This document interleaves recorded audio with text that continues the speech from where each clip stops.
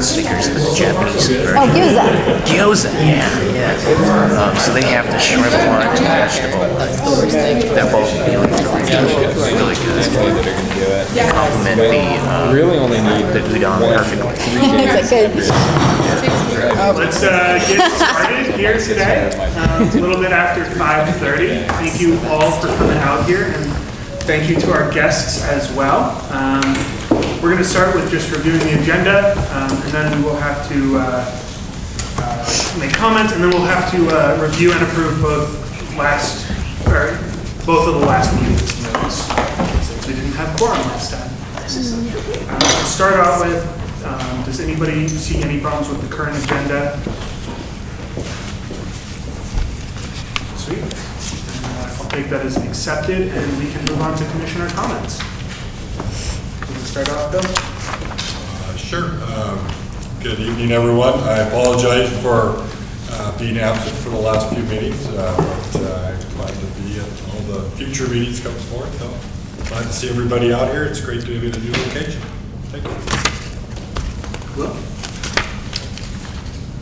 I've been pleased,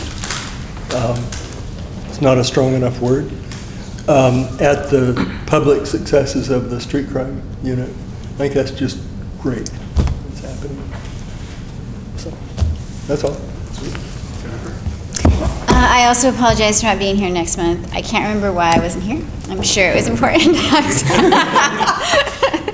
I think I had another event, but yes, I think that's it. No comments. I'm good. Hi everyone. Yeah, I have a few comments I wanted to make. I too am going to sing the song. I apologize for not being here last month. I had a work conflict that came up. But I also wanted to mention a couple other things. One, thanks for those prepared for us to meet here. It's not lost on me that it's a different venue that takes a little bit more time. So thanks for those that did that work. I wanted to make mention that I did attend the Northeast Neighbors Association meeting. In fact, Chief Skinner was there presenting, and I got to hear from him. I wanted to say I'm appreciative, Chief, for how much you're out in the community. Coincidentally, I got to hear from you twice in the same week. That was at that meeting, and then in my personal life, a different meeting. And I appreciate the communication you give to folks and the way you answer questions. Thank you. In September, I got to attend a ride-along to the Eugene Police Department. I just wanted to mention that I did that, which was a really excellent opportunity to kind of relate the work we do here to seeing how they do their jobs. And I found it to be super informative. So, that's it. Thank you. Sweet. Amanda? Yeah, so I just had a couple of updates about Human Rights Commission. So we have a homeless working group that met yesterday, and we're working on some recommendations around decriminalization of homelessness that we'll be presenting to Human Rights Commission to then recommend to City Council. And that group actually wanted me to ask for a point of clarification from you, Chief Skinner, from your City Club of Eugene address that you all did last week. There was a point where you mentioned the crisis center that's coming on, and the group was curious if you could give a little bit more information about what that is and what that's through, and I don't know if now or later during your report or whatever. I'll give you what information I have. Okay. And I'll just lump it into my chief's comments if that's okay. Yeah, that's great. Sure. Otherwise, Human Rights Commission is working on International Human Rights Day, which will be on December 10th. And I can send out more information about that to this group. We're meeting next week, so after that meeting I can send some information. Chris, you want to say anything? Sure, I've got everybody beat on missed meetings.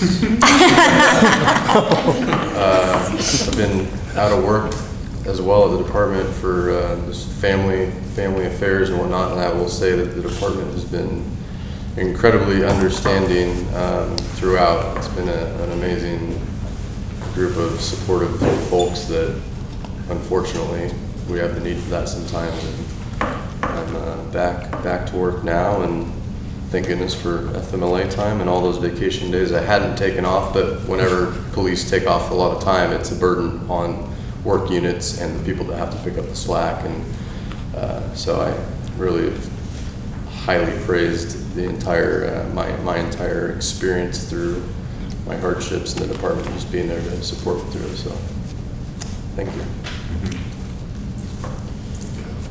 You got nothing? Lindsay? So I'm Lindsay. There's a couple of you I didn't meet last time. I'm the representative from the Civilian Review Board. Just a tiny bit of background. I staffed the Human Rights Commission for like 3 years, and then I did fair housing analysis and policy work in planning and development for a couple years. Now I'm at the U of O doing a PhD in anthropology, so I'm allowed to serve on boards and commissions again, so I am. So I've been on the CRB for about 2 years. The CRB recently heard a case it was a domestic violence case. It was found to be within policy, but the idea of trauma-informed interviewing training was something that came up, and so I thought I'd just say it out loud and pass it along. We understand that newer officers are receiving that kind of training when they go through their basic training, but officers who've been with the department longer may not always have had that, so that's just something we wanted to keep top of mind. And one thing I noticed when I was going through your all's work plan was that this board worked on the de-escalation policy, which is something that in the last 6 months, I think I've looked at 2 or 3 times in CRB cases. So thank you for your work on that. I think it's a really important policy, and I love to talk about de-escalation. So thank you for your work on that, and I think it really complements things that we're seeing at the CRB. And that's it. Sweet. Yeah. I just wanted to take a second to, Mr. Mogart requested that I let all of you know that he was sorry he couldn't be here this evening. And he did give me some comments regarding the diversity, equity, and inclusion discussion that you'll be having later on this evening to bring on his behalf. So, thank you.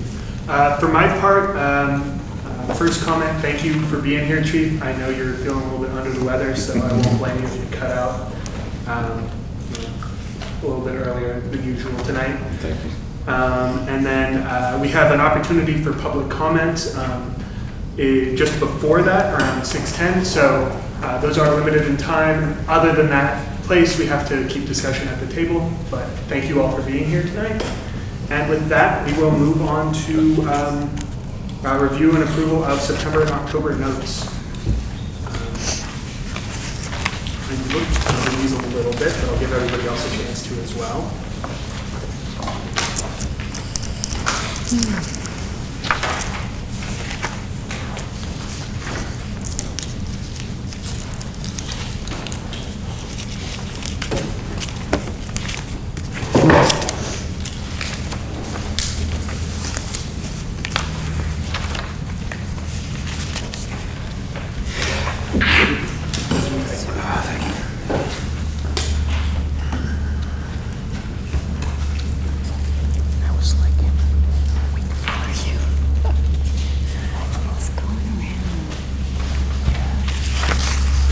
Everybody's ready, I'll make a motion to accept them or contest them if somebody finds something objectionable.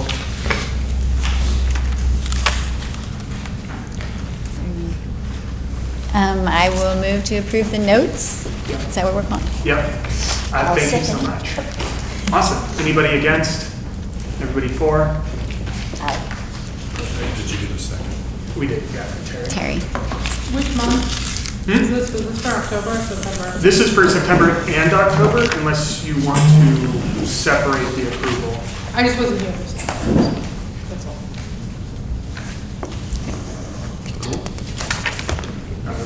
I'll count that as approved with unanimous consent.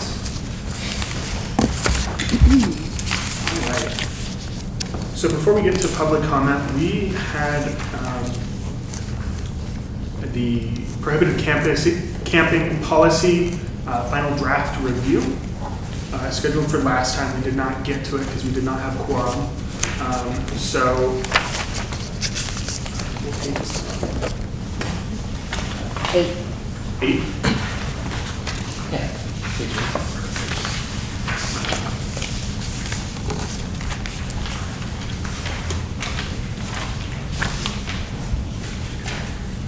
And I believe that would be Kyle, right? Perfect. All right, so policy 410, prohibited camping enforcement. This is one that the police commission has reviewed and looked at numerous times over the recent memory, and one that the department is constantly looking at as well for obvious reasons that we're all aware of. And so while there's quite a few changes that look like changes here, it really is more that Lieutenant Mason has done a really phenomenal job over the last year of kind of simplifying and processing and ordering how and what we do, where it was out there and people knew, but it was just less official. And so she's been combining things together and making more of an easier to follow step-by-step plan. And so that's most of what the changes here are. So leaving a definition at the top of what prohibited camping is just kind of helps set the stage. We didn't have that definition before. The definition isn't changed, there's nothing different about it, but we just kind of split it out to make it easier to see and understand. And then there's a handful of just minor changes, camping in vehicles or when approved by the watch commander. So really just mostly nominal updates until we get to the last two sections there. So are there any thoughts or comments? And I think we'll probably I just had a question. Yes, go ahead. So I don't understand under the camping in vehicles, it says it's not a violation to sleep in a vehicle. So I just couldn't figure out what the difference between sleeping in a vehicle and camping in a vehicle was. Is it because you have to have a campsite? It has to be set up in a way that it's being lived in, essentially. So sitting in your driver's seat with the seat folded back in your car that doesn't have anything in it but your day bag or whatever, and taking a nap is different than having a camper van with a bed and you're sleeping in the back of it with a cook pot up front in the middle. Something where it's fairly clearly being lived in. Okay.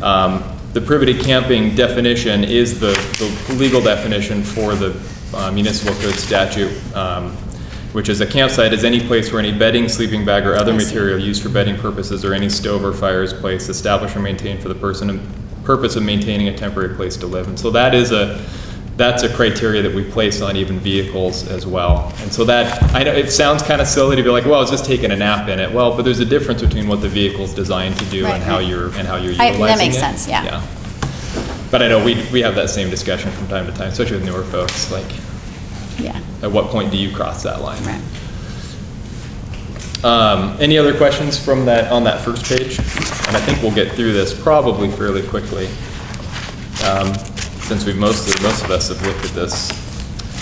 Camping on public property 410.5, there's just some clarification on a little extra piece to document for the report, the condition of the camp, including any health or safety issues that are observed. And then clarifying the written notice and the name of that document so that it's clear again which document is being posted.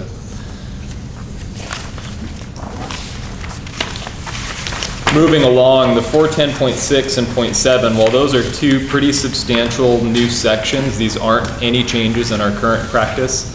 Again, it's just putting them in the place where somebody who's having to respond to a call regarding prohibited camping can really get a one-stop shop for being able to know what steps they need to take to be able to address it. And so these are things that we've been doing for a long time. It just gets added in here. Any thoughts or concerns, questions about 410.6 or 410.7? One question about 410.2. Okay. Is that the same definition that's in the ordinance, the city ordinance? It's derived from that. I would have to look at them side to side to know if it's absolutely word for word, okay. but it's boiled out of that. Okay, thank you. Yeah.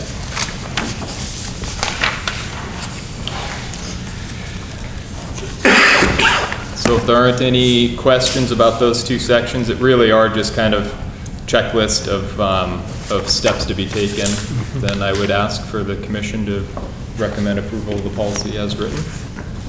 Terry, any punctuations or misspells or grammatical? I rely on you for this. Thank you. Can I get a motion to that effect? Well, since I'm speaking, I may as well make a motion that we approve this policy as written, the prohibited camping enforcement policy. Do we have a second? I'll second. All in favor, say aye. Aye. Any opposed? All right. Perfect, thank you.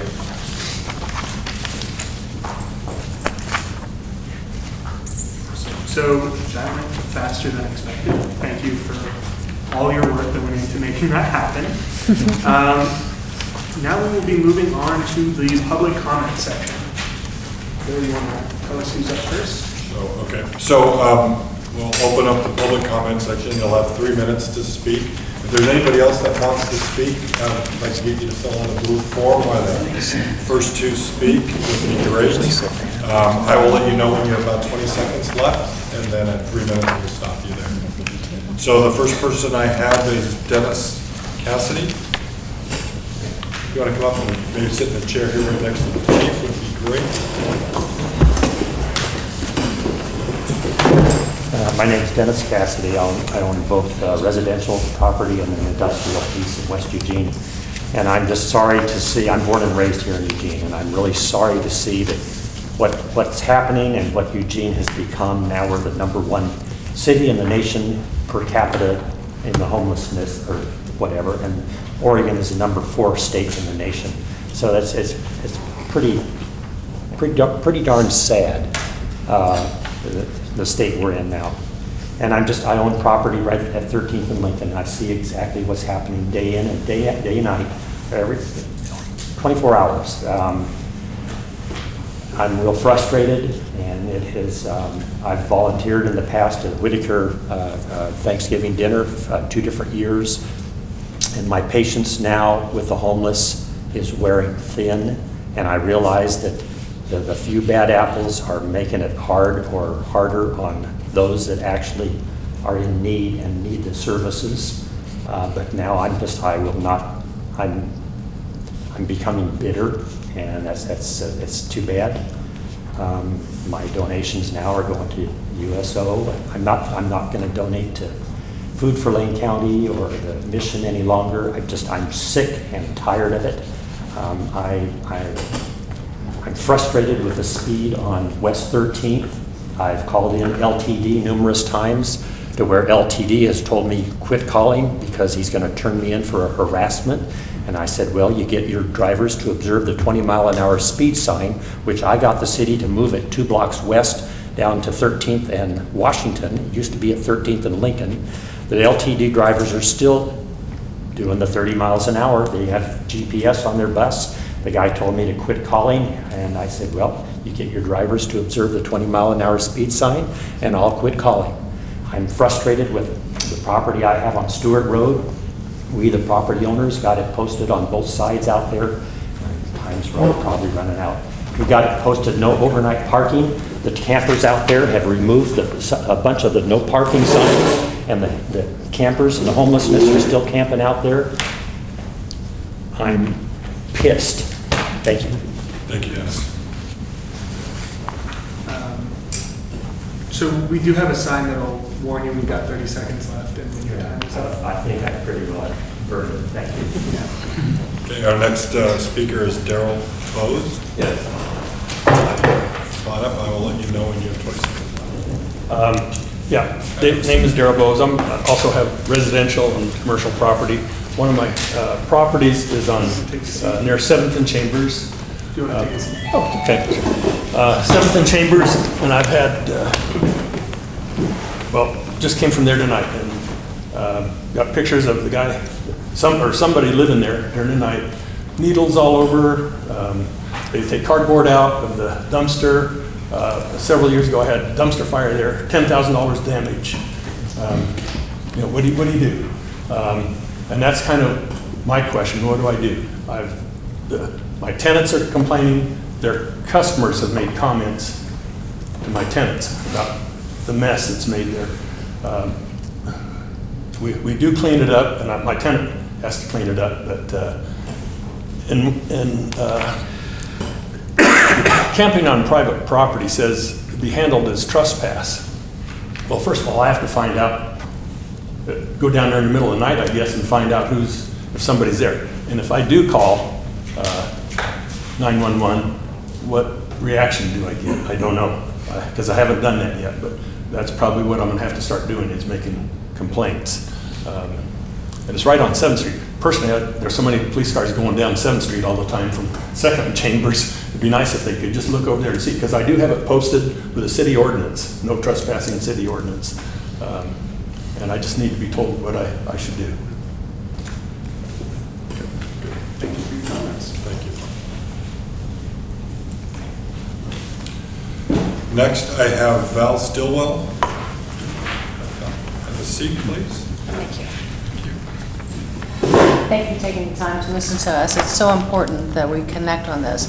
I'm curious as to how many people are aware of the situation where other cities are actually handing their homeless and their indigent one-way bus tickets. Just this week, I've had 2 stories of this. One of my colleagues in their office right down the hall from me got a phone call because she houses veterans. And she got a phone call from somebody in Springfield that said they didn't know where Willamette Street was. She inquired to why they didn't know. They weren't from here. He was with 3 other men, so there were 4 of them total. They had been given a one-way bus ticket from Stockton, California, up here because they were told that we could take care of them. And then on Wednesday morning, I had a business meeting with several colleagues, and one of them had just come back up from California, and he said that the city we were in was just lovely and clean, and he was talking to the police down there because he is friends with them, and they said, yes, our place is clean because we give the people one-way bus tickets. And Eugene is known across the country right now for this. I worked for 2 years down at the dining room in the soup kitchen, serving and watching and talking to folks. And I heard this 2 years ago, and I'm hearing it again today. And I'm wondering what kind of reporting and what kind of record keeping is going on with these people that are being shipped here because we take them. I lost a client this week because of the criminal campers that are out in front of my business. They were afraid because of the needles, and I stepped in feces almost twice last week. So, you know, I'm one of the people that are suffering with this business, and I'm wondering the acknowledgement that we're becoming the repository for other communities to get rid of theirs while they clean up. So thank you for listening to us. I appreciate it. Thank you.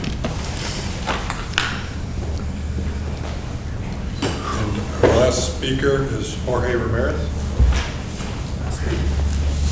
Thank you for having me. Appreciate your time. So I'm here, my name is Jorge, and I'm representing IPM and one of the owners of the properties that we're having some problems right now.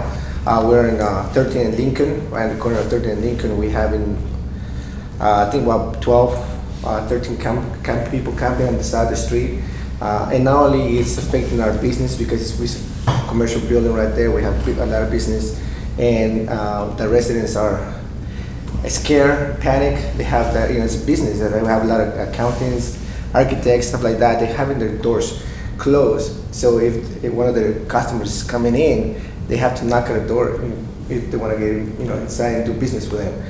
The campers out there, they're making a mess. I'm having to go there every single day to pick up the garbage, to pick up all the stuff they're leaving behind, or they blow away, cigarette butts, all that stuff. This morning, 3 of the residents called us this morning. We actually have a conference in Eugene, and they called me out in emergency because there was feces in the middle of the parking lot. All over. I mean, it's smeared down from one building to another, smeared down all the way across, and they have people coming in, and it's so frustrating. This is the 3rd time already happening in this 2 weeks. So it's, you know, driving us a little bit crazy because there's so much we can do. We already tried to file for permit to put planters on the sidewalks. And even to get a permit, we had to, you know, draw pictures of what kind of planters we're gonna get, what kind of plants we're gonna do, what size it has to be, and all this stuff. So we don't mind doing that, but we just want to make sure that if there's something we guys can do a little more to help us out with that, not only for, you know, our residents, but for the community of Eugene too. So appreciate you having me here, and thank you for your time. Thank you, Lord. And that is our last speaker. I'll turn it back over to you, Sean. Yeah, well, thank you all. Let's move on to the chief's report.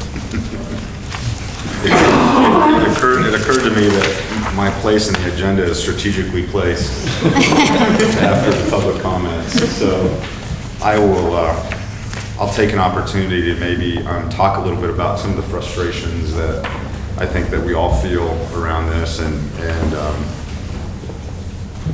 it's not a conversation that I'm not bashful or afraid to have. I have this conversation on a weekly basis with a variety of people. First thing is, let me pick off a quick item for you, Amanda. So the city of Eugene and Lane County have been in close partnership around the implementation of the TAC report, which is kind of the 10-step approach to helping us move the needle on homelessness and get people to stable, affordable housing. Most recently, there is a working group that is leveraging some money that the county has and some grant funding to establish a drop-in crisis center that is for certain behavioral issues and low-level misdemeanor crimes, would be a diversion or an alternative to jail for those people that want to avail themselves of those services and divert from jail and actually get some help, whether that be detox or getting back on meds or getting wrapped with services to help them move to a little bit of a better place of wellness. And so that's what we're working on. So the crisis center would be for qualifying criminal behavior. Once we come into contact with them, would be a voluntary option to go to crisis to get help, as opposed to going to jail and sitting in there for 4 to 6 hours and then just being released. And then obviously many of them just reoffend right after that. So I think it's an important resource for us to have, understanding that our jail bed situation for a city our size is actually fairly well, it's ridiculously small. So we have a city of 170,000 people, and on any given day we have anywhere from 25 to 35 jail beds between Lane County and Springfield for our misdemeanor crimes. And our misdemeanor crimes, which are an awful lot of the crimes that we hear people testify about, the livability crimes, the things that people are frustrated with, the car break-ins, the criminal mischief, the trespass, the disorderly conduct.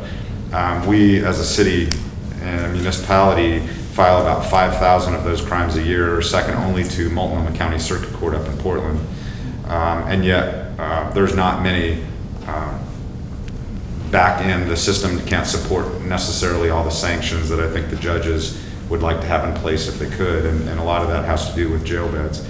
Having said that, jail is not the right place for some people, and perhaps is the right place for others, depending on their behavior and their willingness to work within the system. We have a variety of other options for those that qualify: mental health court, drug court, veterans court, community court. All of those things have tremendous luck in diverting people and reducing recidivism if they're successfully and voluntarily successfully going through those programs, and so those are important. However, the number of jail beds that we have for those that choose not to avail themselves of those services that are repeat offenders is still fairly small, and oftentimes those folks do not stay incarcerated for any measurable amount of time. Many of those jail beds that we have now are taken up with those that are sentenced offenders. So you think of us coming into contact with an offender and we make an arrest and we go to jail. Oftentimes there's not many jail beds that are there because we already have sentenced offenders there, and so it's a book and release type of situation, and it's just a revolving door in and out of our jail for those folks that we come into contact with. And even if they are held pre-trial, they're assigned a priority number based on the judge, based on their level of offense. And the minute we arrest somebody that has a higher priority crime, that automatically capacity-based releases them back out into the community. And so it's a system that certainly is not robust enough to handle what we're trying to deal with here in Eugene. And so we're having meetings on on what we can do to help remedy that. But that's one of the pieces of the puzzle of the system that feels broken and feels inadequate to meet the needs of the community. The piece around illegal camping that is important to remember is that the ordinance and the policy as discussed today is a violation, not an arrestable offense. And so it's very much like getting a traffic citation, it's not a crime to be an illegal camper in Eugene. And so oftentimes what happens is that we get called on a complaint for illegal camping, and we will issue those citations if we're called. As you can imagine, multiple citations are issued. At some point, the judge may get fed up with the number of citations and fail to appear. The warrant is issued, the arrest is made, they go to jail, they get released 4 to 6 hours, 8 hours later because it's not a violent crime, and we just keep repeating that cycle. And so you have officers that are constantly as frustrated as our community members around dealing with the same folks and dealing with a system that doesn't have many alternatives for those people that are willfully violating our ordinances and our laws. So that's a piece of this that we can constantly combat as well. When I did a look of the illegal camping, and I may have mentioned to this commission, but I thought for the audience's information, when I looked at August of 2018 through August of 2019, when I looked at the number of illegal camping citations that we issued, knowing that our homeless population at that time was anywhere in the city, anywhere in around 1,500 as kind of an average that we've seen communicated, that we wrote 268 citations for illegal camping during that time. And of those 268 citations, it accounted for 151 individuals. And of those 151 individuals, 18 of them accounted for 42% of all citations. And you can guess where those individuals are. When we did the heat map, we have a tendency to chase the same group around. At one point they were at 5th and High, and then they were behind Whole Foods, and then they were at 11th and Lincoln, and now they're at 13th. It's the same group. One individual in that camp has been issued 32 or 33 citations himself.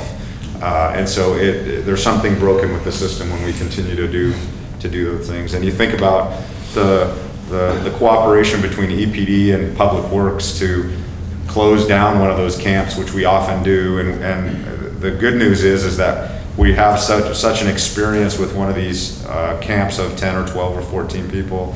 I refer to them as protest camps because that's how they refer to themselves as, is that they believe that they're exercising their rights to free speech to protest the fact that the city has not provided them a place to sleep.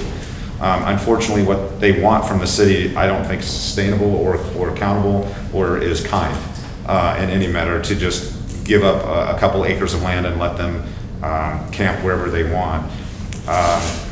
But the protest camps, the minute we see them start to stand up, we already immediately start going down a path of looking at closure, because we know what the outcome is. We know the outcome is going to be a hardship on the community. We know the outcome is going to be a public and health safety hazard. We know the outcomes of these. We know the trash. We work with Public Works on a daily basis, who has to come out and clean up these camps after we remove them. And one of the challenges is that the folks that we deal with, whether it's in one of these camps or anywhere else within the city that's either trespassing or camping, is that most of the individuals that are unsheltered have all of their belongings with them. And when we take custody of that individual, we have to take custody of all those belongings too, and safeguard all those belongings, and make them available to be returned to the individual when they're released. And so there's a lot of logistics involved. And at the City Club last week, I talked a little bit about the financial impact to this community around homelessness and camping. And the part that I talked about was the opportunity cost, the things that your police department can't do because we're doing this. And that's more impactful for me, is what is it that we're not doing in this community because we're dealing with on a regular basis the same individuals or this issue of camping. And so I'm very, very quick to empathize and sympathize with folks around their levels of frustration. I know that. I was at Elkhorn Brewery just a couple weeks ago, where Wake Up Eugene first formed, and had an opportunity to speak there. I saw the frustration and the passion that people spoke with around being at their wits' end, and we know that there's a tipping point. Your police department is, with the existing staffing that we have, has been able to do some amazing things and are looking forward to amazing things in the future. As we look at implementing the community safety initiative, that's going to hire as many as 40 new police officers and professional staff to the tune of 87 more bodies within the police department that can start doing some of the things that I feel like a police department should be doing, which is spending time in neighborhoods and spending time doing proactive and community-based policing, as opposed to what we do now, which is very reactive, going from call to call to call, and being simply just complaint-based instead of being able to be more proactive. And so while that doesn't feel real good right now, I can assure you that I have a plan for this police department, and I have a plan for this community around community safety and how we make it a more livable and safe place to live.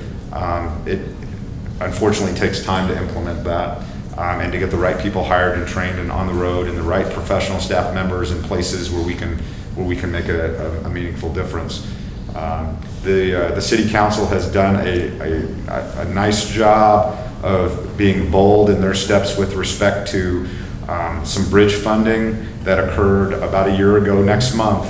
That is the genesis of our street crimes unit that has made hundreds of arrests, seized I don't know how many guns off the street, pounds of narcotics, and thousands of dollars of illicit funds.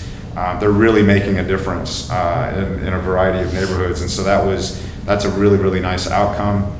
The other thing that I felt like was a very bold step was the planting strip trespass ordinance that allows for property and business owners that own landscape property between the vertical curb and the sidewalk, that they get the authority to trespass people off of that if the expectation is that they have to maintain that.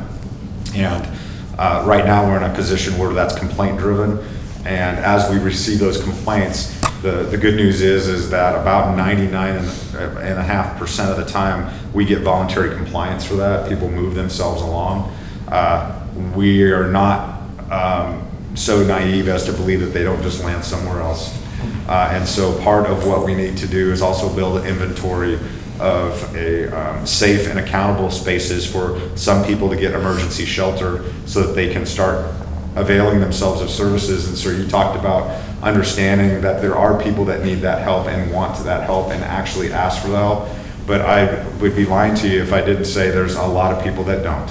And there's a lot of people that have been offered that help. And there have been a lot of people that have been offered a safe place to go camp and they choose not to.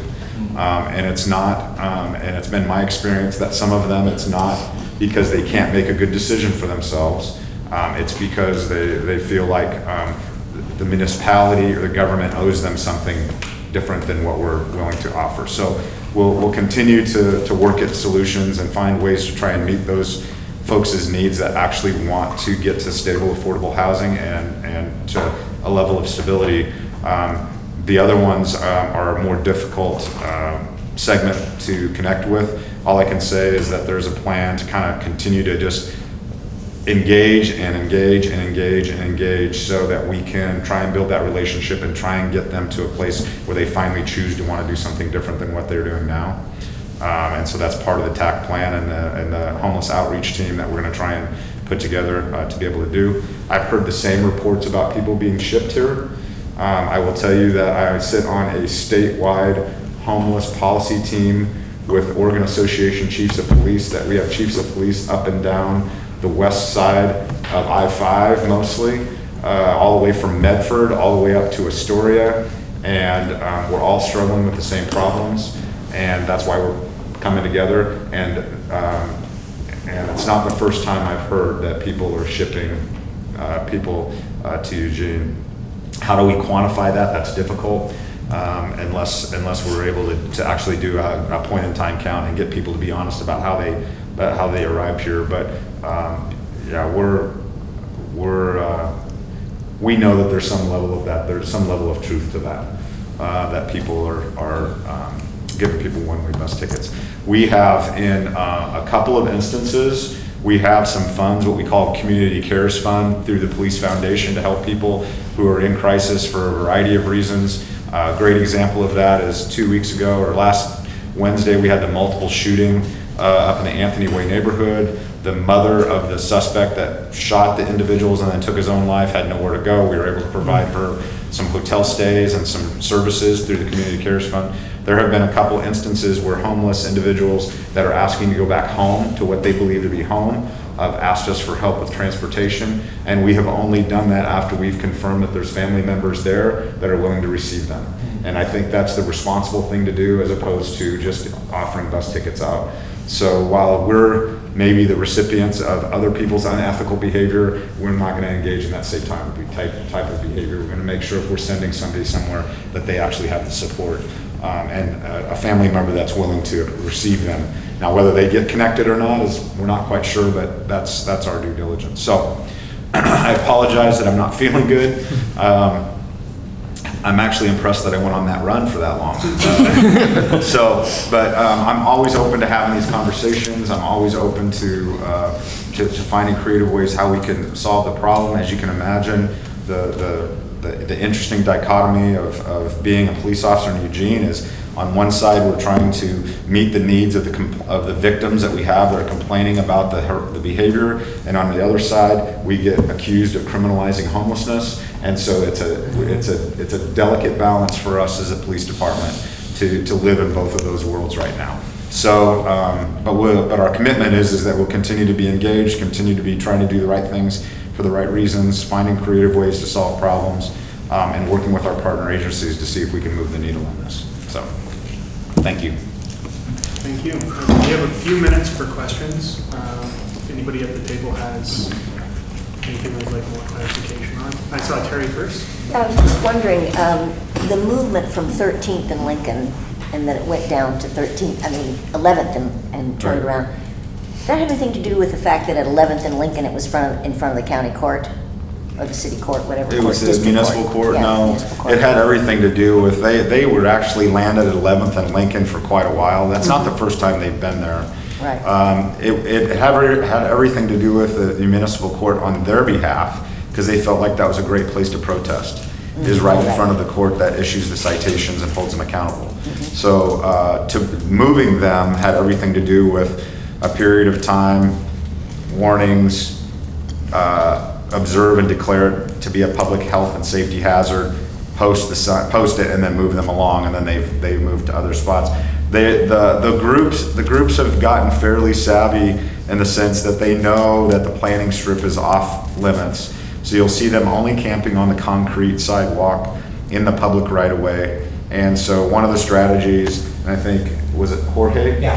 Jorge talked about that we have identified is the ability to permit that space. So as a business owner, you can permit that space and utilize that space. And for restaurants, that might mean tables and chairs. For other businesses, it might be some level of beautification with planters or doing that kind of thing. It's just one of the strategies that we're trying to have business owners in their frustration know that they can take advantage of permitting that space as long as they actually program that space for something.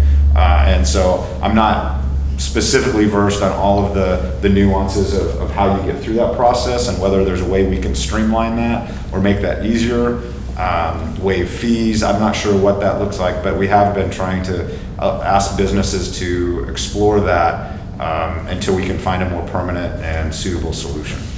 Well, I see you have the camera gizmos up Guardian there. trailers? Yeah, the Yep. Guardian trailers.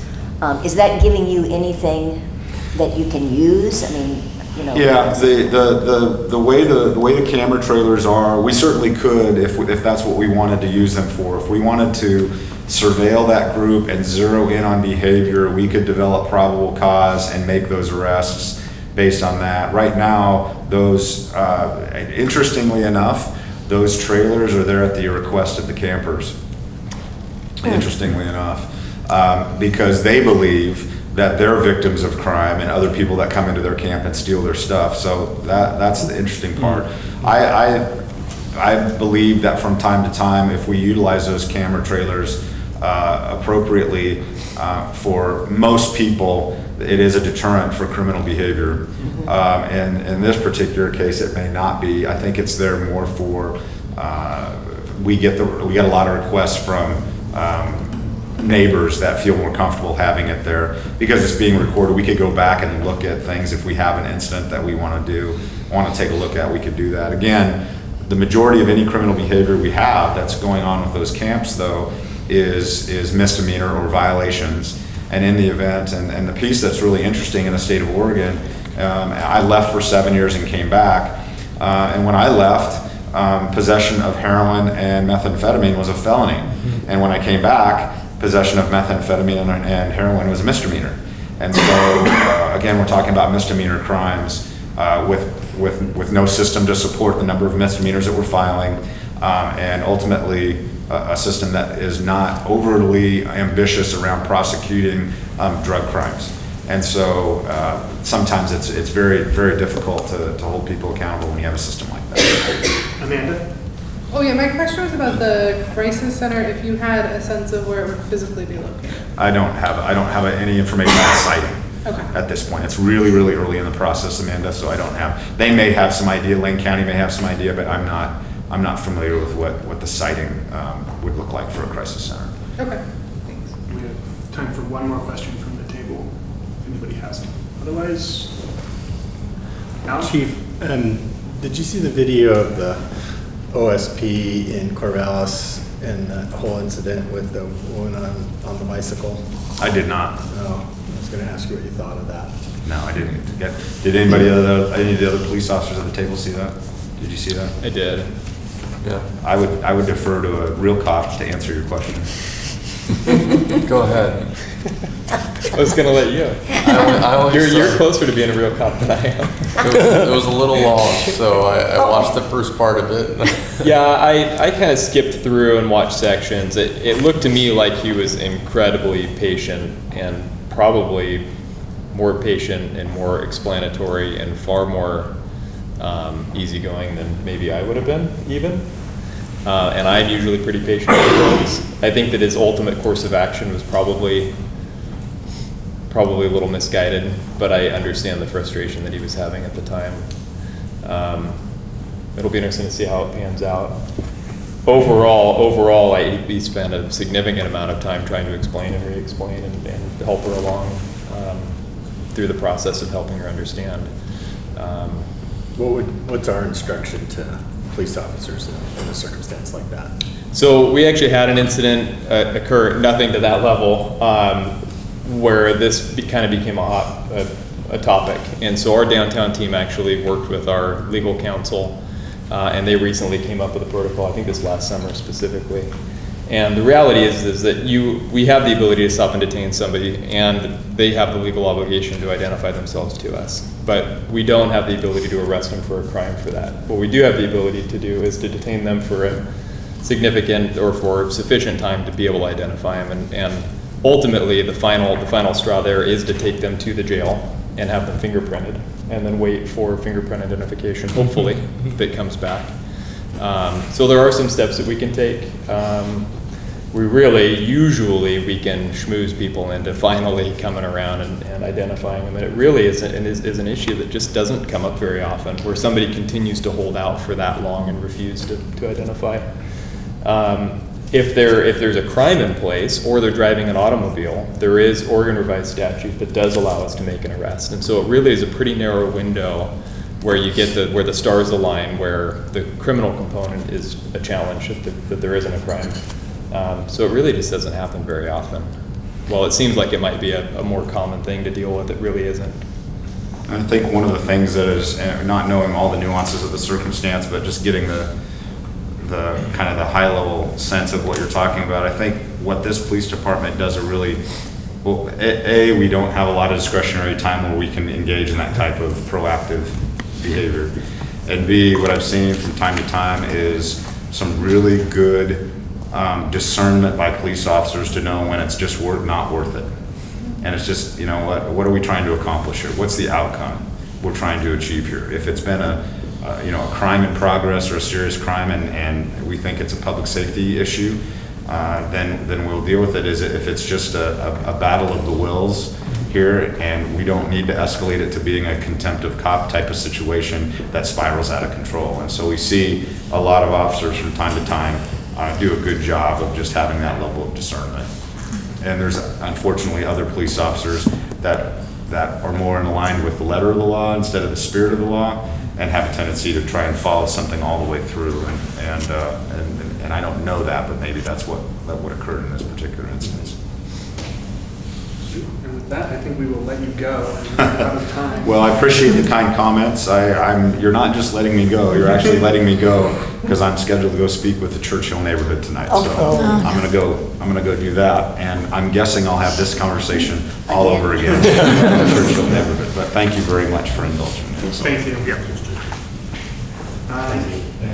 With that, we'll move on to the illegal camping recap. This is specifically a chance for us to discuss what we've learned over the past couple of months and how it relates. This is specifically with the St. Vincent de Paul initiated car camping generally.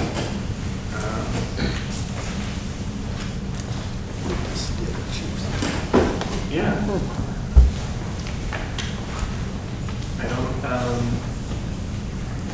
I'm not sure. I like these mirrors. Every time I look up and I'm like, oh, it's it's very not good.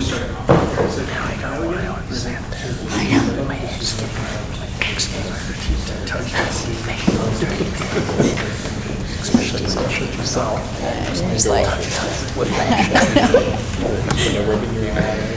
too bad. Yeah, so we have 3 sort of discussion topics related to this that have already been outlined. So of course, this is kind of our discretionary time. I think we'll start with the one Bill recommended. If you want to. I don't know where you're wanting. Is this just an open discussion to talk about what? Yeah, what we want to do as a result of the car camping that we've had so far. So do we want to make recommendations to anybody? Who do we want to make them to? What do we want them to be? Or are we sort of happy with the way this incident is headed right now?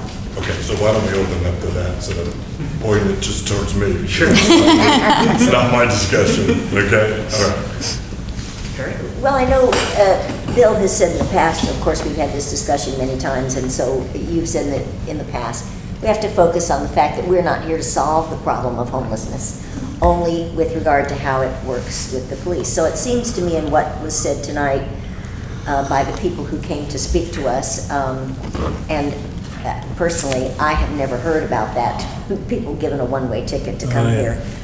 I'm not surprised because, of course, that is the reputation that we have as far as being a more caring community. I mean, we're trying to do the right thing by a certain group of people. But when Chief Skinner talked tonight about the group of about 14 or 15 people who are really the core problems, well, maybe there is a procedure or a change that could be affected in this arena to make a difference, to hold that group of people accountable as opposed to the people who actually are in a crisis and need help and all the things that we want to give to people who find themselves unhoused. But if you get 30, 40 misdemeanor, surely that's going to equal, I mean, at some point, it seems like there could be, I don't know what it would take, a city ordinance or what it would take, that at some point, then this is over the line. You cannot get them ad nauseum, I would say more, but you can't just continue to get these with impunity. And apparently they feel that that's absolutely possible. So then there are no boundaries with that. There are apparently, you can just be cited for the rest of your life, and if you want to put up with it, then you can put up with it. But they seem to be the group of people who are causing a lot of the issues, rather than the people who are in the camper because they finally couldn't pay their rent or what. There's a lot of people that we do want to help, the people who have mental issues, who need, to have access to care. That's a completely different ballgame, but this seems to be in our wheelhouse here, something to do with the legals. Now I don't have a clue what we could do to do that, but it does seem to me that cannot continue to just be, you just get cited forever. I just think that's a waste of everyone's time. So I don't know what that is, and maybe that's a city council has to take that up rather than us. But it seems to me it needs to be a change in the law. Can we just make one quick clarification, might be helpful? The gentleman who's been cited 30 plus times, I would speculate that most of those are actually violation citations, which also hold a much lower, just as a clarification. There may be some misdemeanors sprinkled in there, but the majority of them are probably violation So level. more like the failure to show the. Or prohibited camping violation, where it's not I a see. misdemeanor Not level, even and the ability, whether you get 1 or 100 to do much, yeah, exactly, is it's difficult, even though they're demanding a lot of resources. And it's not So just a city council issue. The judge is not going to allow you to escalate that Right. kind of minor violation in a cumulative fashion into something bigger. It's all just the same. But that, Until they're in front of the judge's house. so that's Until they're in front of the judge's house. So that's one differentiation that I think is noteworthy, that if it's multiple misdemeanors, that gets you to a level where some potential jail time or something could take place, but when they're violations, that's more difficult. And I think a lot of these are multiple violation sites. But it seems like we are rightly concerned in many of these areas, and sometimes overly concerned in these areas, and not concerned with the people who are paying the property tax and paying their way through Eugene and doing what they're supposed to be doing. I don't know where their protection is. They have none. Will next, and then Jennifer. I just wanted to remind you, a year or so ago, we heard about a man who had 540 citations at the time of his death. I don't think we can legalize our way out of the situation.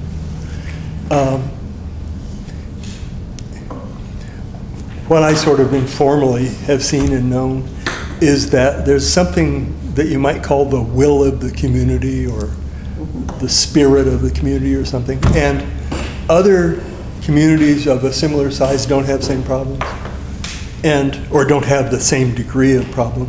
There's something about the spirit of Eugene that's going to permit this, as it currently is, I think.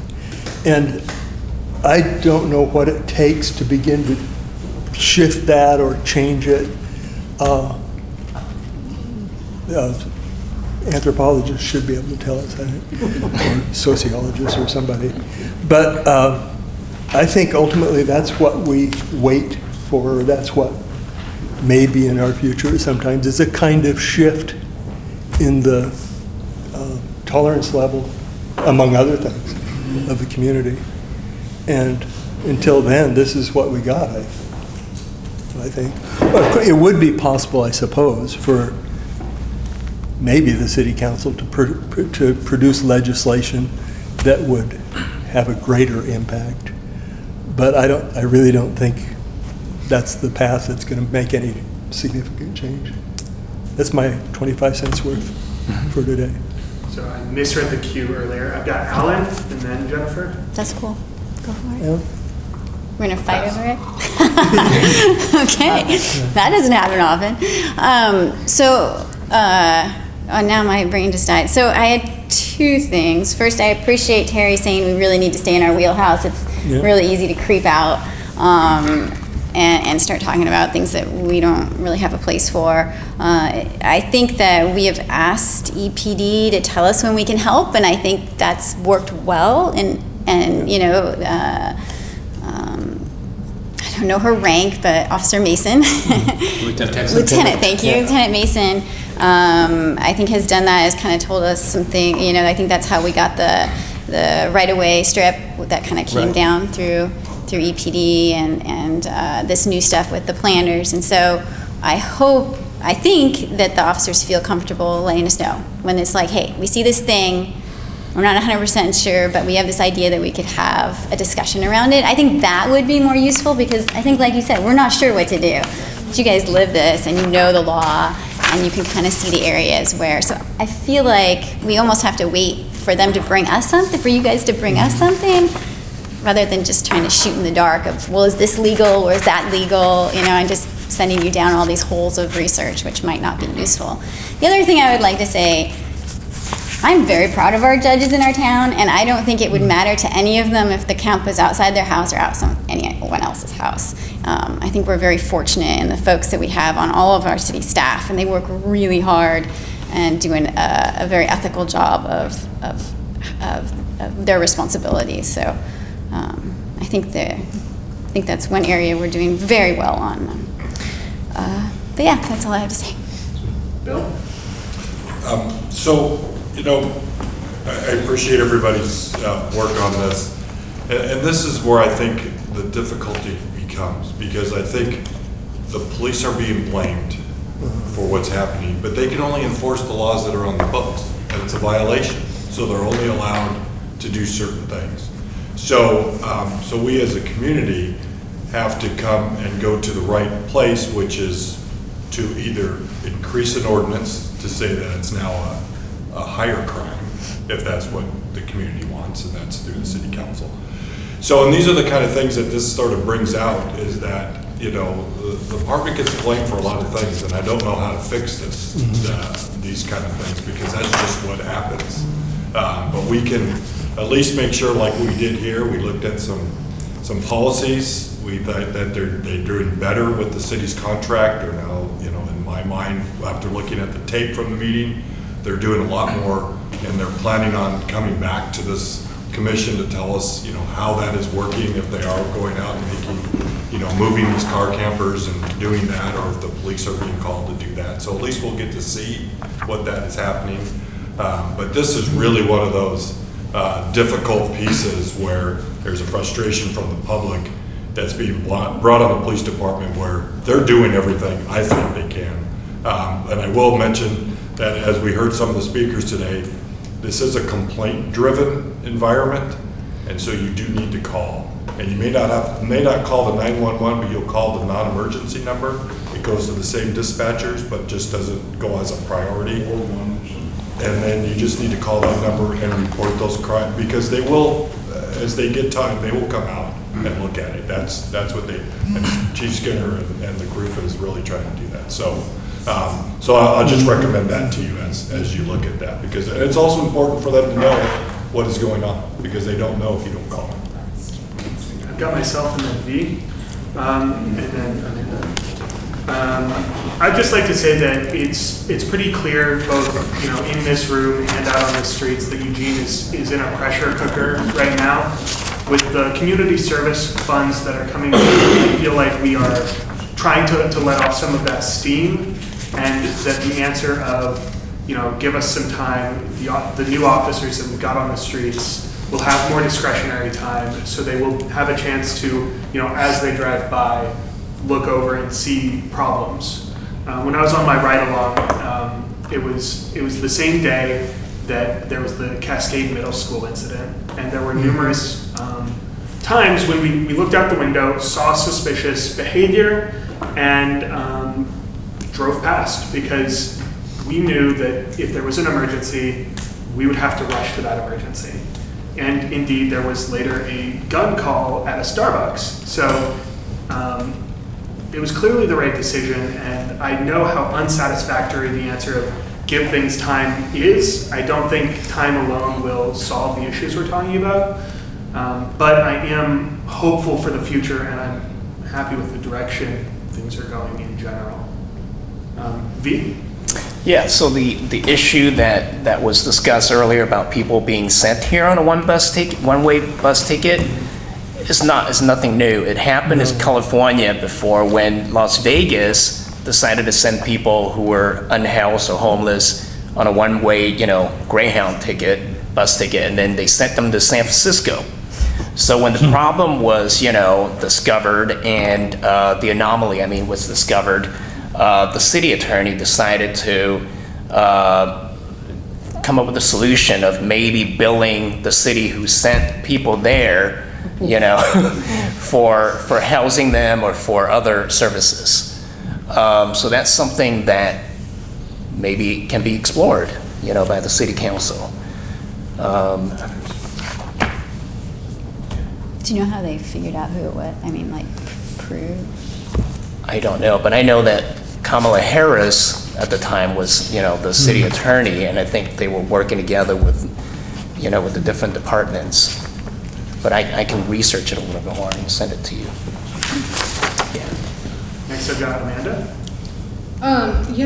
There was a couple of pieces I wanted to add. So I work at a social service agency in my day life. And I would be a little bit concerned about sort of raising the penalty for illegal camping. Because when you're working with somebody and you're trying to move them from homelessness to house, the more citations they have, the more fines they have.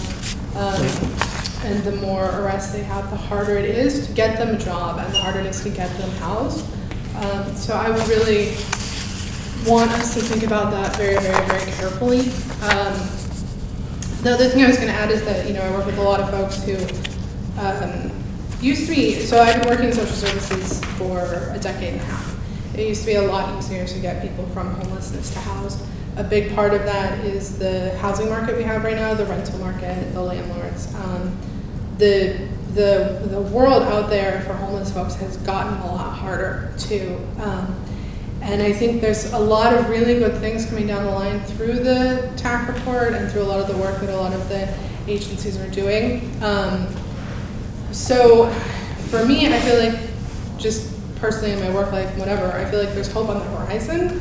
I think a year from now, the conversation will be very different, but I think it is a hard time right now. And I think I'm not sure that making the penalties higher would necessarily help the perception of blame on the police department either. It's certainly not the police department's fault that Eugene has the state of homelessness that it has. And I totally get that you all are the ones who face it every day,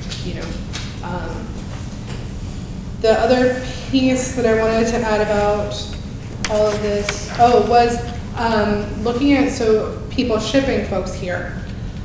Before the job that I have now, I used to work for the Human Services Division, and Human Services Division at Lane County. We collect a lot of data around homeless folks. So one of the tools that we have, or they have, I don't work there anymore, one of the assessment tools that they use, they ask, what is the zip code of the last place that you were housed? And when I worked there in 2015, we looked at that data. The vast majority of folks said the last place they were housed was a Eugene zip code. That's the last time I ever looked at that data though. So that is something that this group or anyone could request from Lane County Human Services Division. They collect it in their data system called Service Point. All of the different human services agencies that are funded through the county use Service Point and reports within that data system. Next on the list, I had Alan, and then we don't have anybody else currently. Kyle. Yeah, I'm very frustrated by this problem and have been for a long time. I've worked on it for 25 years. And way back in the 80s, early 90s, started a program called Safe and Sound to deal with at-risk homeless youth in the downtown area. And some of the stories you'd hear about these kids were just curled the hair on the back of your neck about, some of these kids they were 18 years old, never seen a doctor. They were afraid to go home because their mother's boyfriend was going to rape them. And you just hear all these incredible stories about why people are out on the street. And I get real frustrated because I experience it and I hear it all the time as a city councilor. And if there were an easy solution to this, we would have done it a long time ago. And there just isn't one. There's a lot of constraints on the system, but we do try to empower, as Jennifer said, the police to do what they can do about this. And we've changed some laws and like the planter strip law, which was most recent. But we don't have necessarily the authority or ability just to go ahead and take a violation, all of a sudden make it a felony. There's rules about that, there's state laws about that, and about how those things, and the judges have a say in how that gets enforced too. and so there's a proportionality to it. And then, you know, we've had this going on for a long time. We've had lots of people who rack up a lot of these violations, and you know, we could give them another and we talked to Lieutenant Mason about this. You know, people get yet another ticket. Well, so what? And they stop giving them tickets because it doesn't make any difference because they can't pay it anyway. And but we can't put them in jail because we don't have the jail space. And if they do get put in jail, we're not going to put someone who's violating the camping ordinance and kick out someone who's a violent criminal. We have a limited amount of jail space, and so that's not necessarily a way to do it either. When I start thinking about this, I think of all the different causes and all the things that happen around homelessness and the things that have people act out and do really bad things, including the woman at Elkhorn. I mean, she was clearly mentally ill. And so we've got this mental illness problem in our society, which we dismantled in the 60s and never put anything in place to deal with it.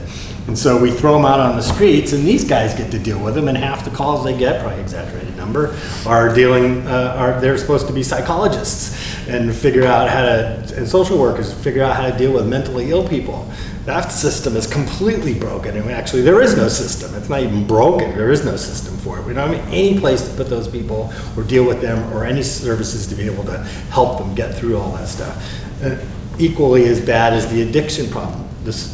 We don't have any facilities or very little facilities to deal with that. So you add mental illness, addiction, and bad behaviors on these people, and then once you get homeless, it's incredibly hard to get out of being homeless.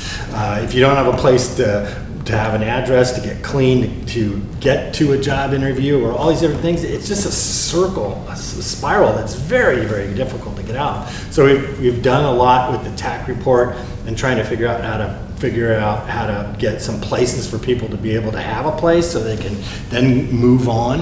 And we've done a lot with Opportunity Village and the Emerald Villages and the small micro housing things that we've gotten.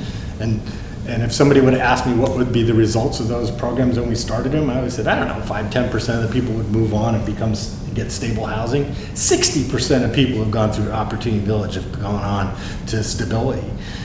But if you've got 1,500 people or 1,700 people and we deal with 200, the scale of what we're willing to do as a society to deal with the issues and the multiple causes of it doesn't match up. And so then we've got all these people that are bad actors and bad behavior, and we don't have the tools to deal with them, and society's not willing to deal with this problem. And it's coming to a head, but it's not going there very fast. And then there's the added problem of the travelers, and the travelers that are coming through our community, and a lot of those people are really bad actors, and we try to deal with them and get them to move on.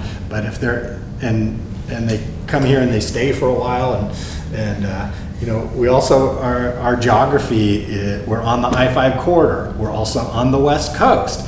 All the people that are the homeless people don't stay in places where it becomes 32 degrees below zero. They move to the coasts. And that's why the coasts have where it's more temperate climate, have the multitude of homeless people in them. So, you know, I'll go back to if it were an easy solution, we would have solved it. And you know, we try to give the cops as much tools as we possibly can. But it's not simple. It's not an easy thing to deal with. And you know, if somebody commits a crime, then we can deal with them. But it's difficult to deal with it when they're just below that threshold.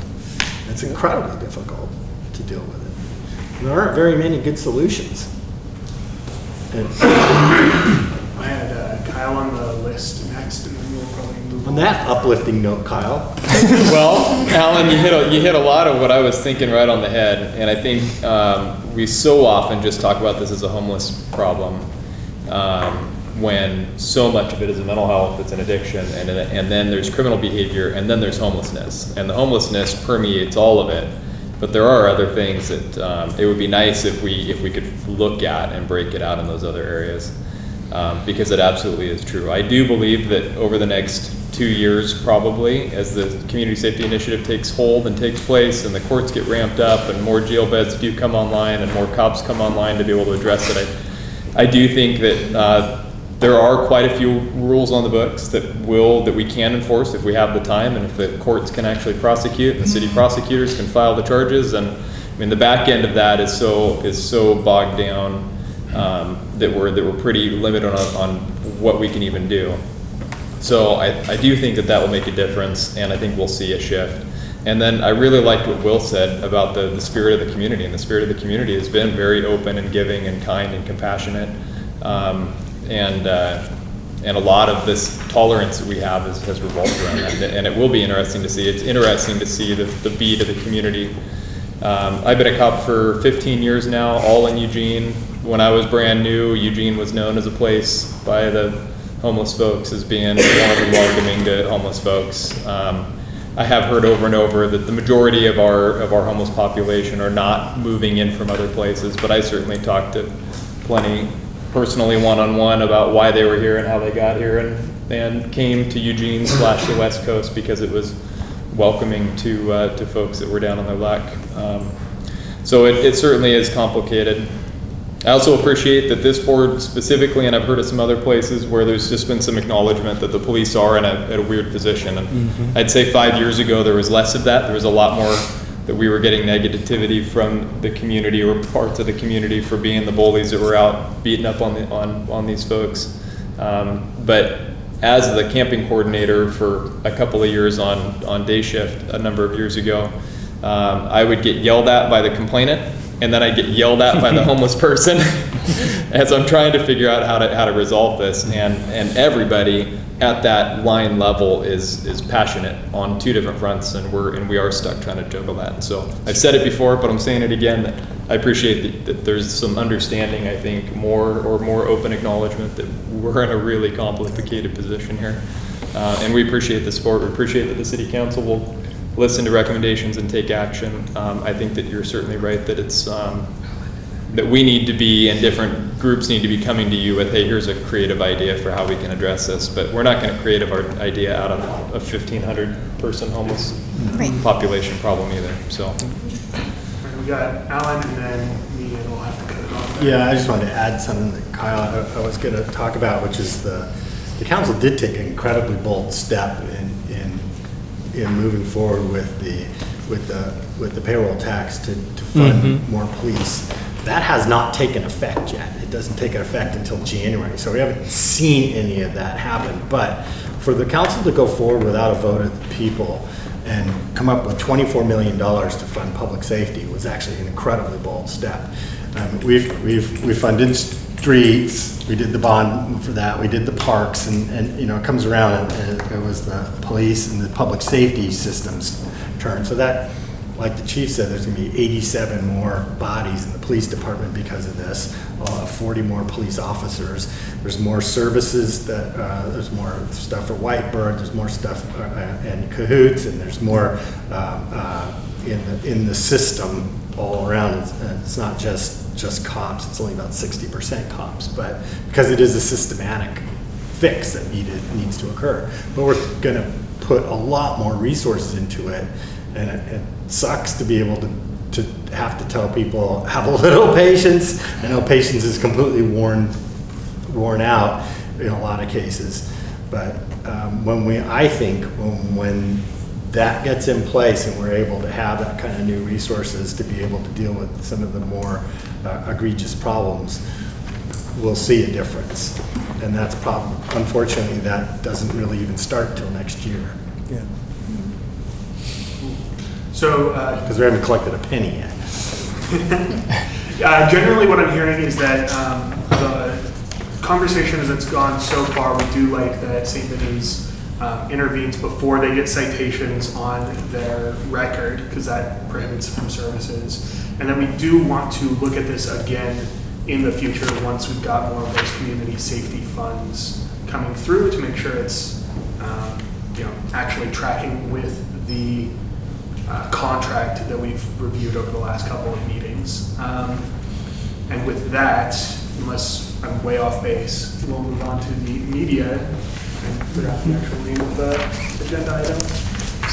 News media procedure review. I don't think so. Just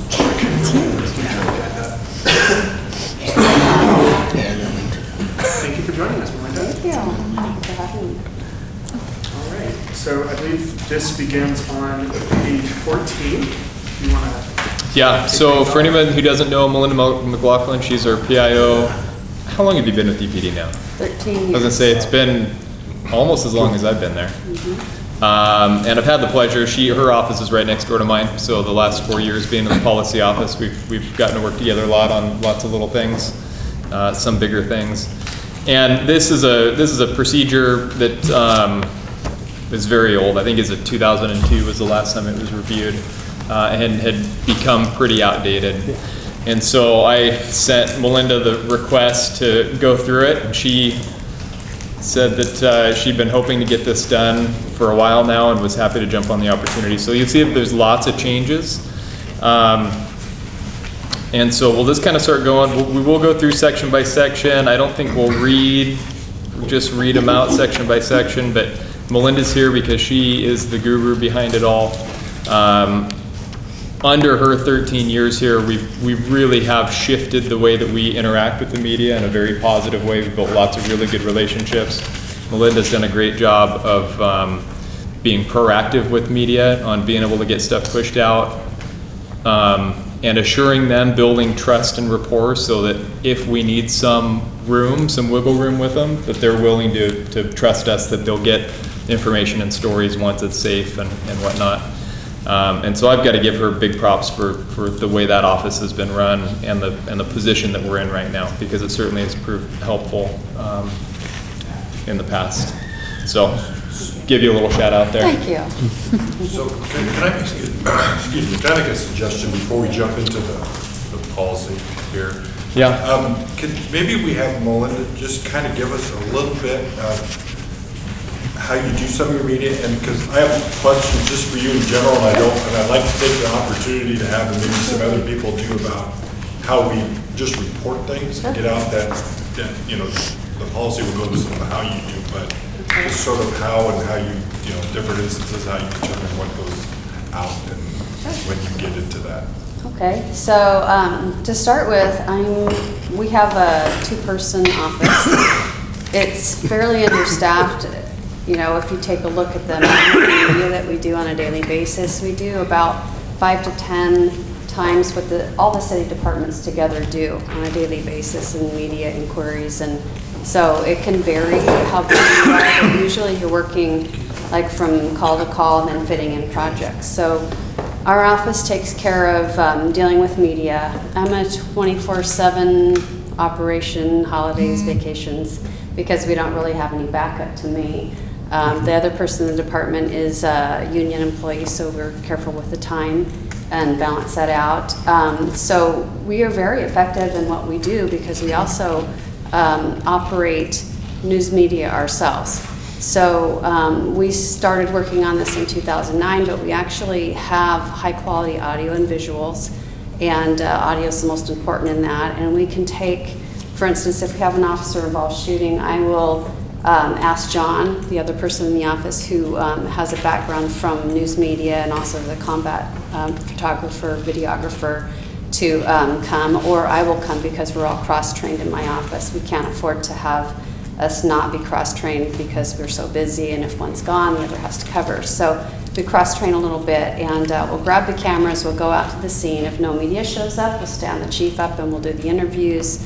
We have the media there, we will still do the same thing. We'll do the interviews, we'll mic them up, and then if it's just one of us, it's fine. If it's just me, it's fine. So we can do that. We go back to the office, we take the disc and load it up to Vimeo. We send the media out the raw footage because media cannot take something that we've monkeyed with. So we send them raw footage. We don't send out to the department because it's not cut together. We ask that they not keep it in its raw state. Of course, they can just post the whole thing. We do the same thing with proactive stories. So we'll get an interview, we'll go get what they call B-roll. We'll get pictures of the subject we're talking about, and we'll push it out to them because they don't have a lot of staffing in their newsrooms. So we try and push product out. So that's fairly uncommon with police agencies or government agencies to be doing. We also put together, and John's the expert in this, is put together our own videos and post them to social media. We're currently operating Facebook, Twitter, LinkedIn, Instagram. We just went on TikTok, and Vimeo and YouTube.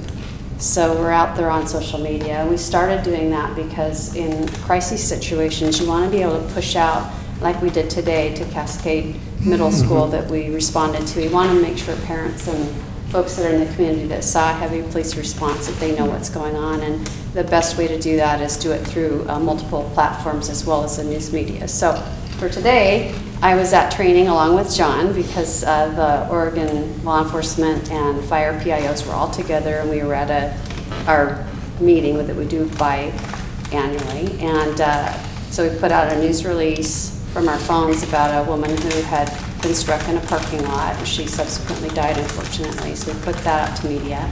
We were getting calls, but we're still at our meeting. And then we also followed up on some other calls.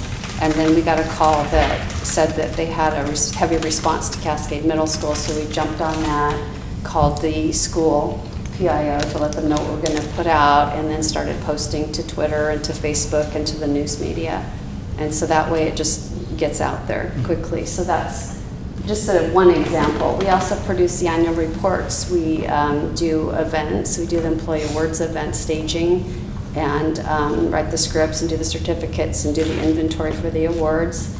We put on swearing-in ceremonies. We put on National Night Out. We do a lot of different things, different hats.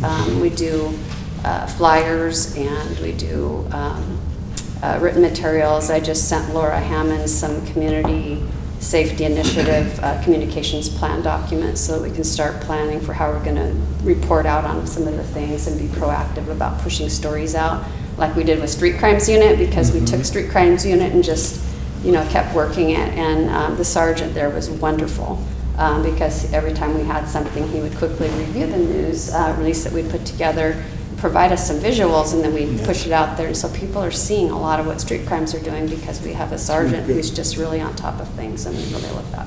So did you have a question other than that?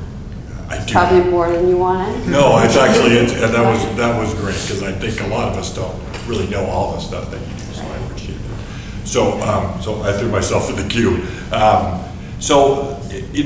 And you're gonna hear this from me because I've kind of talked about this for last year. So I believe in a lot of proactive communication to get out from the police department. And there's a trend going out throughout the nation that the departments are sending out, they're doing videos of critical incidents. So whether it's a shooting or it's something that happened, a use of force that escalated to where it became a big public. And so have we ever thought about doing something like that to develop a system like that would be able to upload within 30 days is what I've seen most of these departments have in their policy, that within 30 days they try to upload body cameras, the 911 call, the sort of the background of the incident. Have we thought about doing something like that? Because we've had a couple of major incidents where social media with bad information took a story that was completely wrong. Yeah. And it wasn't until you were able to actually get out the story later on that corrected that. So has the department thought about those kind of things? So if we go back in some of our officer-involved shootings, is that maybe part of the question?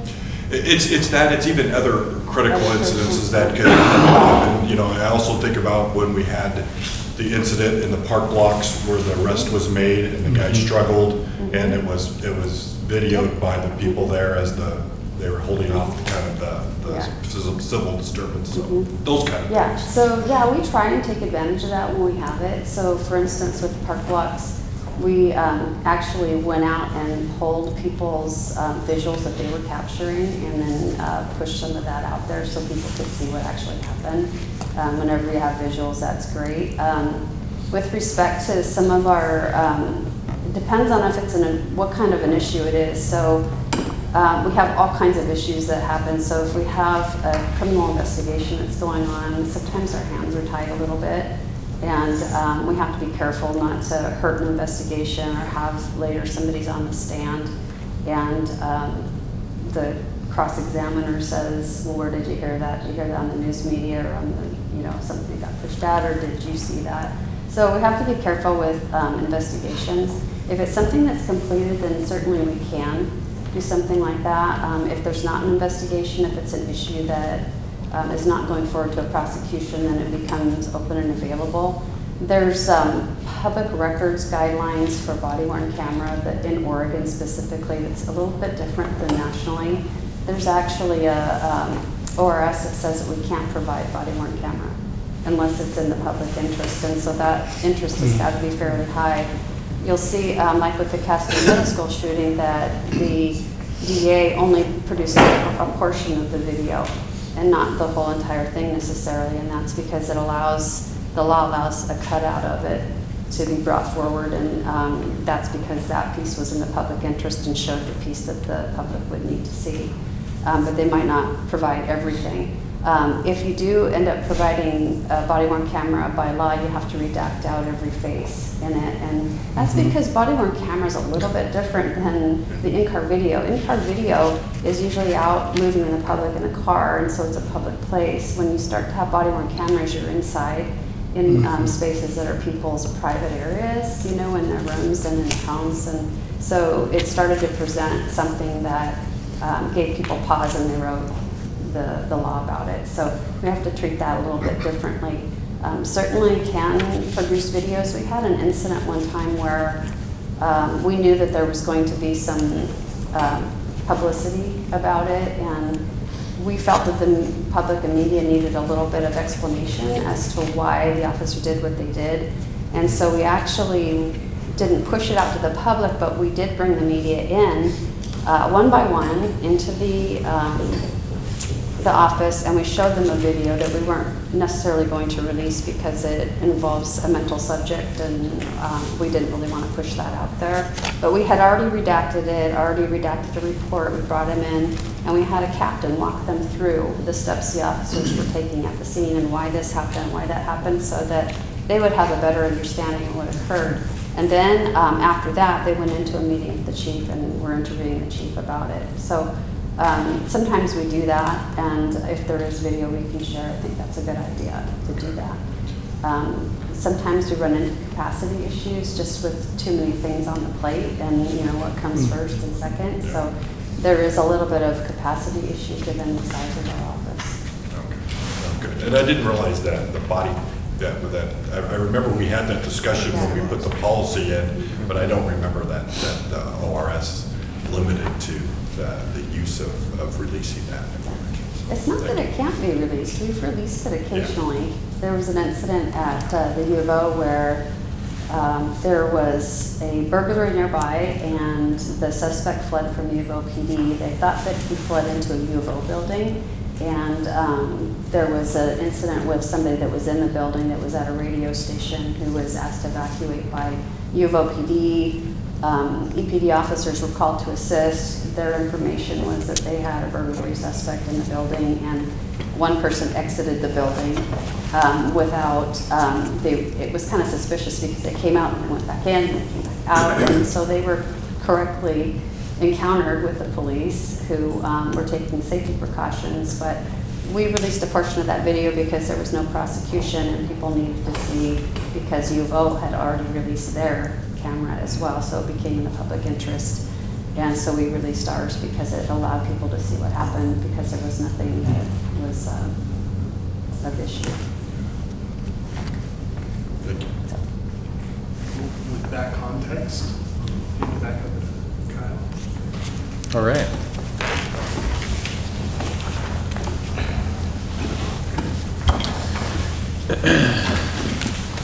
So we did a little bit different because there was enough change here. You'll see that the highlighted stuff is generally the new text. There's a lot of strike through rather than just modifying and adjusting, because there really is just so much that was pretty outdated. and kind of under a different way of doing things. It was a well-written policy at the time. Just and- different. Yeah, and media has just changed so much that it necessitated making a lot of changes.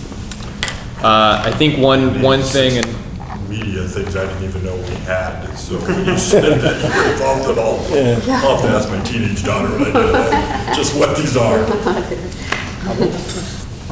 the original, I think, was a 2002.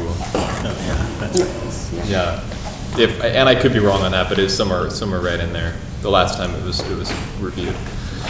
So the purpose and scope is always a place where we can kind of help set the stage for what the policy is all about. And one thing that I liked about that Melinda added here is not just that we recognize the importance of the community's right to know, but the City of Eugene values open communication and a safe community. And I appreciated that she added that in there. It again helps set the reader, which is oftentimes our employees internally, as well as the community that may be looking up our policies to see why we might have done something or what we're allowed to do, how we do it. To kind of help that stage for what the spirit of the policy is. The chief mentioned that, the difference between the letter of the law and the spirit of the law, and I'm a firm believer in considering the spirit of the law as well as our policies and the way that they get applied by our officers day in and day out. And so we won't go through and read each one, but we'll kind of all highlight a couple of things out of each section, see if there's any questions or comments about that section, and then move on. And Melinda, if any of these spark up as we go through them slowly that you want to give a little extra explanation, just dive on in. So is there any thoughts or comments about the purpose and scope here and that rewritten section?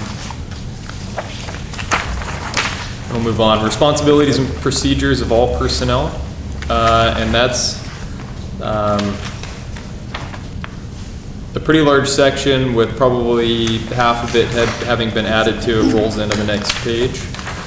And so again, it's just redefining the job role of the PIO and what how things are supposed to work there. A little bit of change in just sort of how and who, like in most cases, an on-duty watch commander or sergeant can handle routine incident-based media inquiries. It's pretty normal on the street that for run-of-the-mill, day-to-day activities, that if a media person happens to show up, that the highest-ranking person on scene usually has the responsibility of going over and talking to them and giving them a quick statement. So things that are mid to low level and unfolding, it's pretty common that we'll just deal with those right then and there and give them a little bit of information. More significant events, we'll call out the PIO and let them do the media piece or direct the media to them. So that's where, if the situation warrants the assistance of the PIO, may be requested by the watch commander. As is normal, it's typically the watch commander that gets to make call the shots. So we just maintain span of control, make sure we know what's happening. What's the typical rank of a watch commander? Lieutenant. Unless there's no lieutenants available, then it's a sergeant. Which happens a lot.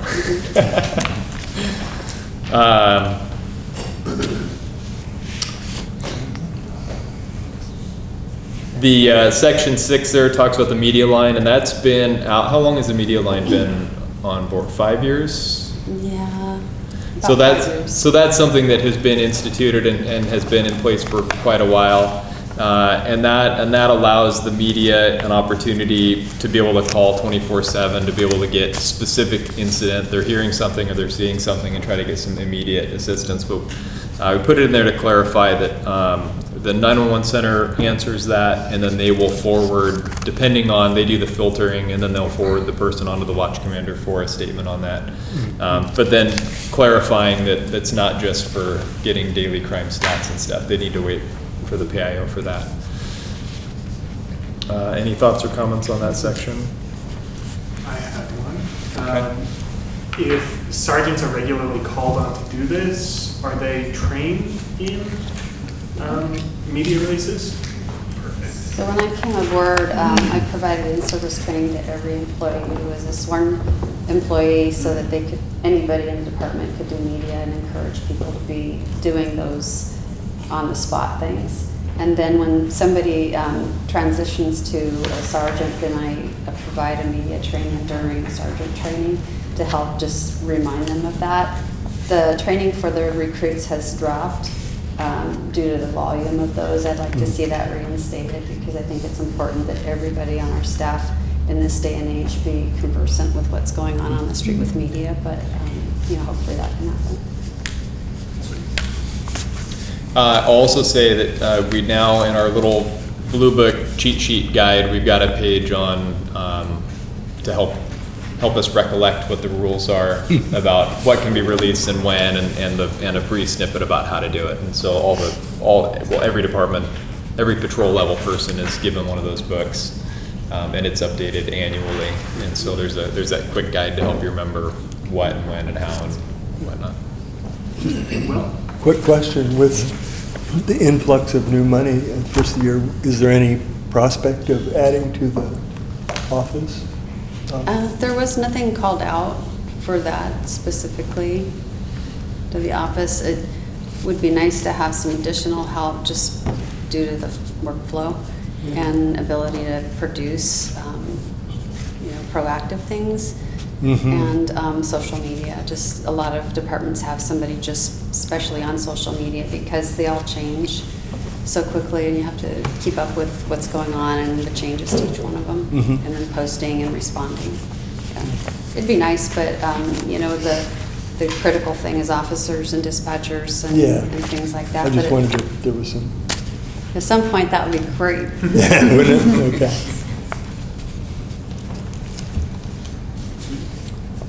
So information release, section 1 didn't, just had a very minor change. Section 2 just makes a clarification.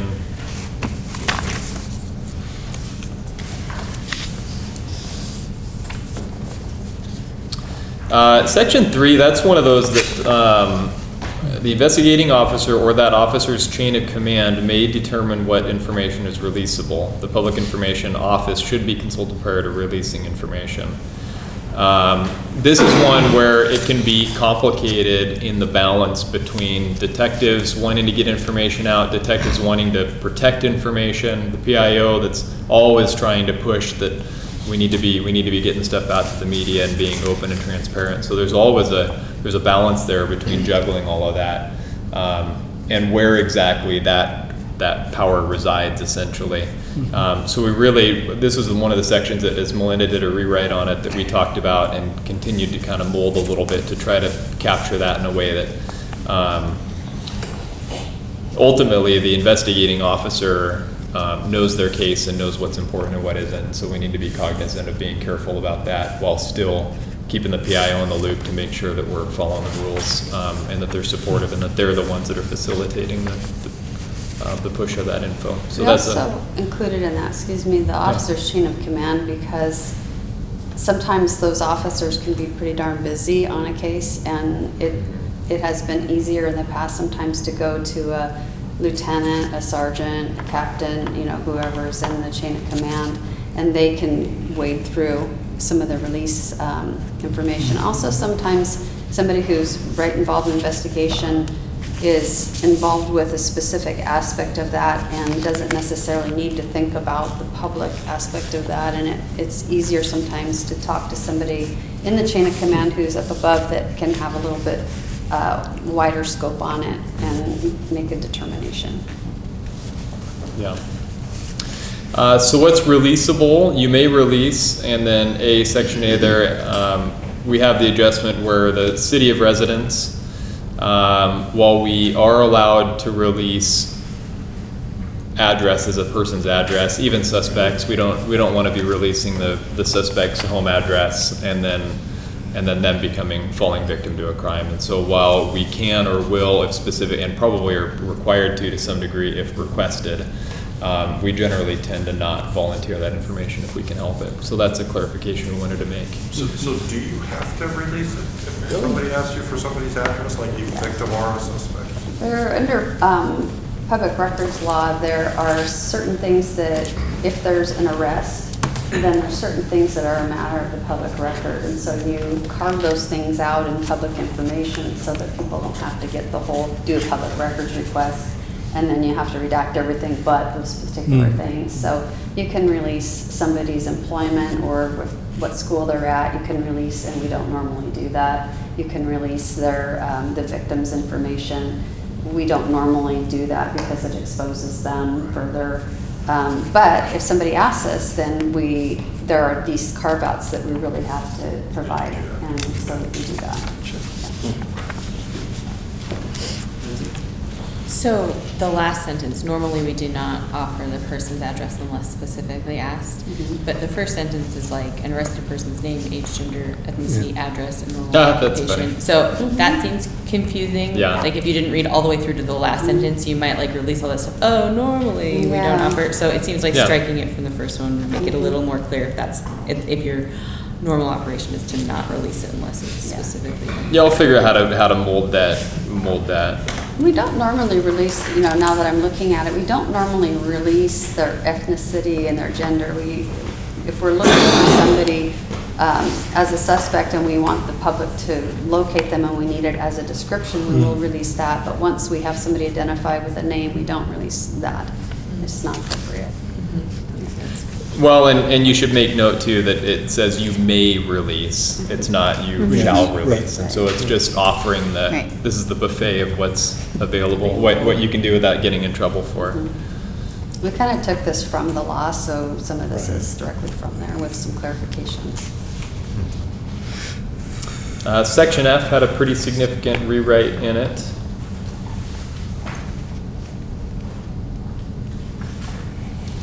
There, as you go along in a job, you learn more and more, and there are various statutes, including child abuse reporting statute, that makes it so that you can't release a lot of information in a child abuse case if something has been sent to DHS, and so there are carve-outs for that. Elderly abuse is similar, and so we're not going to identify crime victims or complainants, and probably not any information at all. And then there's also victims that have been victims of sex offenses or something that's sensitive that we would not release, and we would even go so far as to go to an attorney and say, hey, can you defend this? We don't want to release it. We're being pressed to release it. Do we have to release it? We'd like to use personal privacy or something like that.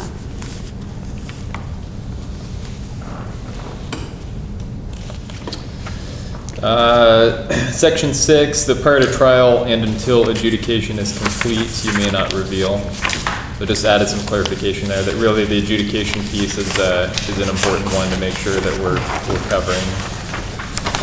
Kyle, there's some repetition in section D. Section D where? Oh, on the one we're off of, 6D. In 6D, okay. If there may be a need, if there may Oh be yeah, a look need. at that. Okay, thank you.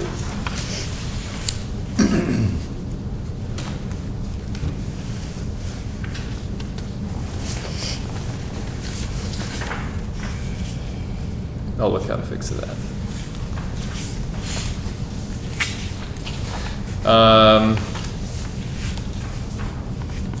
Yeah, it's not nothing real big in that. No. You should not release at any time. So that's where Melinda's added in some of the more recent stuff about child abuse, elder abuse, clarifying the information may compromise an ongoing investigation, safety of an individual organization. And then because E seemed a little bit, E was essentially just incorporated into 7 or 6C above, and so that's why that is information to consider, but it was just moved for clarity. Sorry, it took me a second to. Because once they are figure that out. adjudicated, you can provide them that information. If we get a records request, we're not going to redact that. So that didn't get struck out. That was just moved up above. That's why I made that note in there. Media access at the scene, that's all different now, and so you'll see that there's a whole big slew of it struck out, and that's not because we don't allow the media at the scene. It's just that the circumstances around how and how they identify themselves and whatnot is different. While also clarifying that the media has no right to interfere with our duties, even though there is that balance of needing to allow the public access to the site and the media's access to what we're doing to a degree. We also need to know that there are some boundaries and that we need to be able to operate safely. And so most of that section continues to just kind of roll down that line.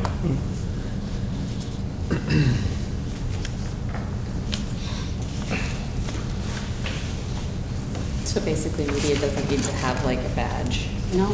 No. No, They can just anybody- self-identify as Anybody media. can be media, just about, you know.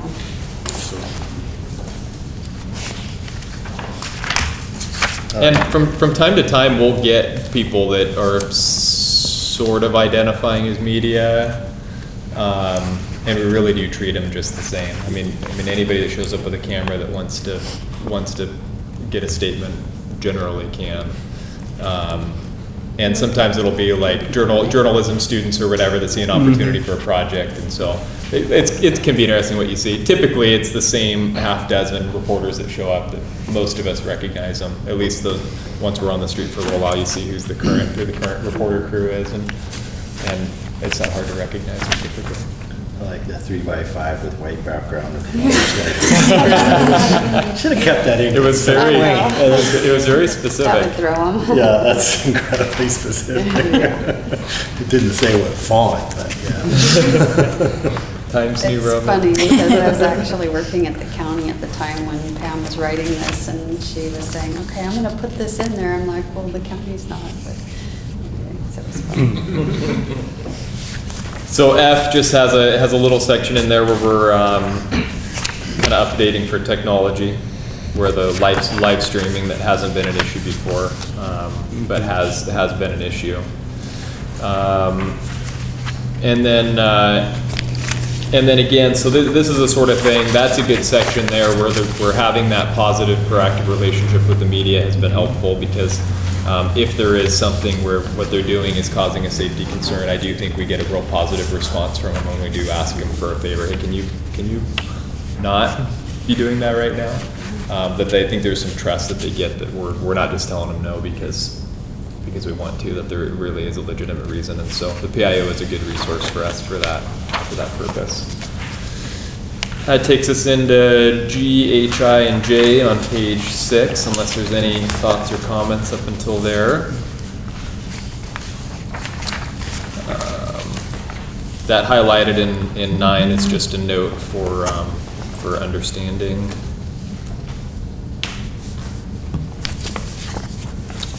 We don't have a whole lot to do with fire lines, so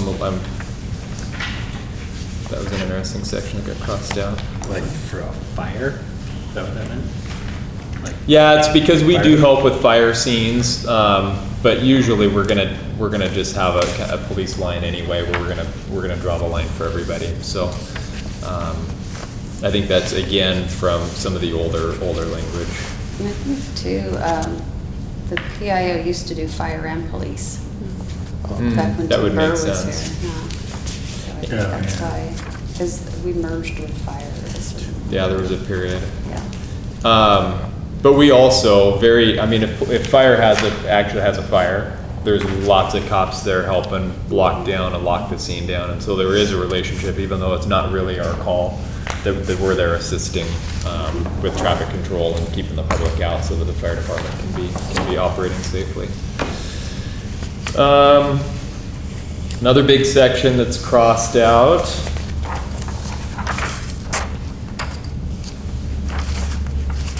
And then that gets us to use of police facility. I would say we're probably more open, actually. That's more restrictive than where we are now, where we do invite the media in or allow the media into the police department and our facilities, as long as we can have a handle on what they're doing and what the plan is, and it's coordinated with the PIO. So we wanted to be able to allow for that. So we plug that in there. Seizure of media information. I can't think of a single time when that's ever actually become an issue. And as you'll see, there aren't a lot of changes in there.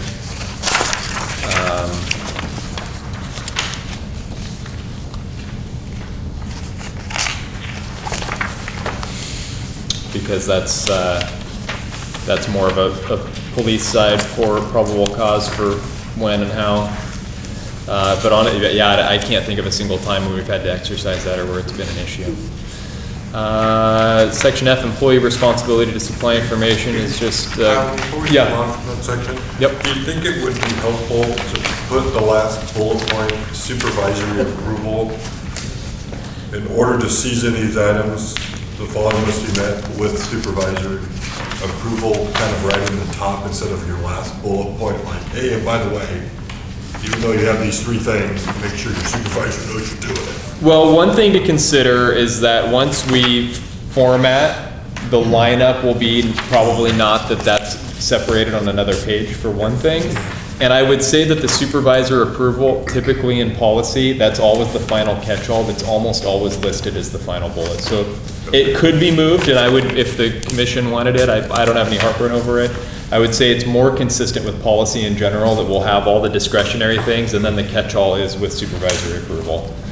The only reason I say that is because this is one of those things that if an officer was trying to take media from the news, that you wouldn't want him to do it without him knowing that, you know, you should talk to your supervisor before you even go these 3 steps, I guess, is more of what, because this is a little different than, I think, everything else that, you know, you wouldn't want somebody going along making this decision because he filmed something that he shouldn't.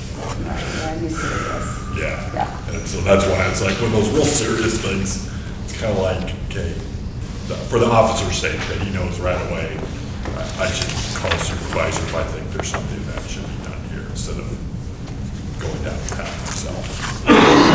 Yeah. That's just a suggestion. Yeah, I'm certainly willing to take a look at it. I think one thing to call out in that is that it does say that all of the following conditions must be met. So it isn't necessarily like these are some of your options, and supervisor approval is one of those. And it should be more clear once they're all together. Again, I'm open if the commission wants to make a motion to move that around. I would lean towards leaving it where it's at, just for consistency, but again, I'm open. So. You could maybe even put in there to notify the PIO, just so that they're aware of this situation. Yeah. I just think about what a. Yeah, I wouldn't want to see. Oh, it'd be a mess. What a mess that would even just to start that process. Yeah, it would be, that'd be ugly.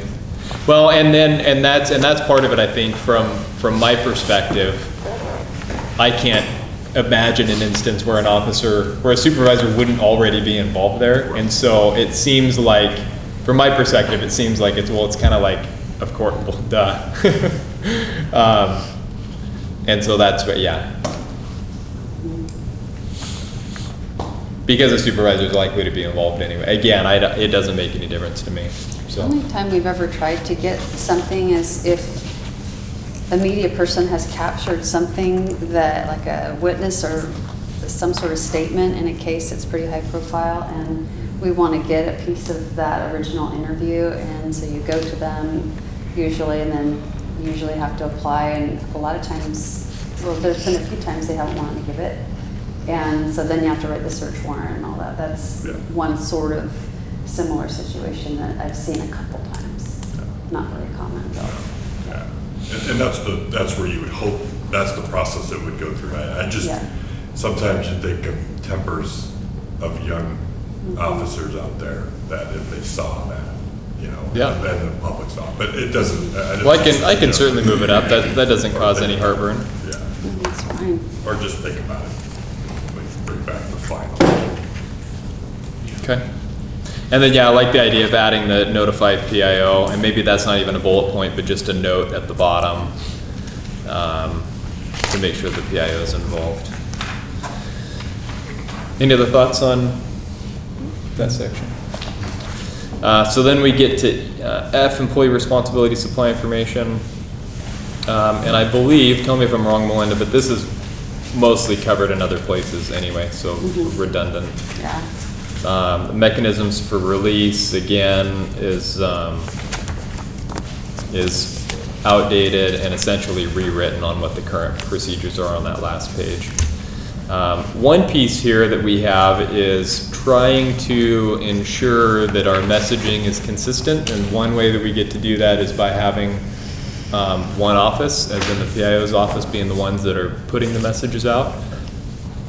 And having an agency where it is pretty open on any supervisor can write up a media release and hit the send button and launch it out to the world. And in a lot of incidents are encouraged to do so.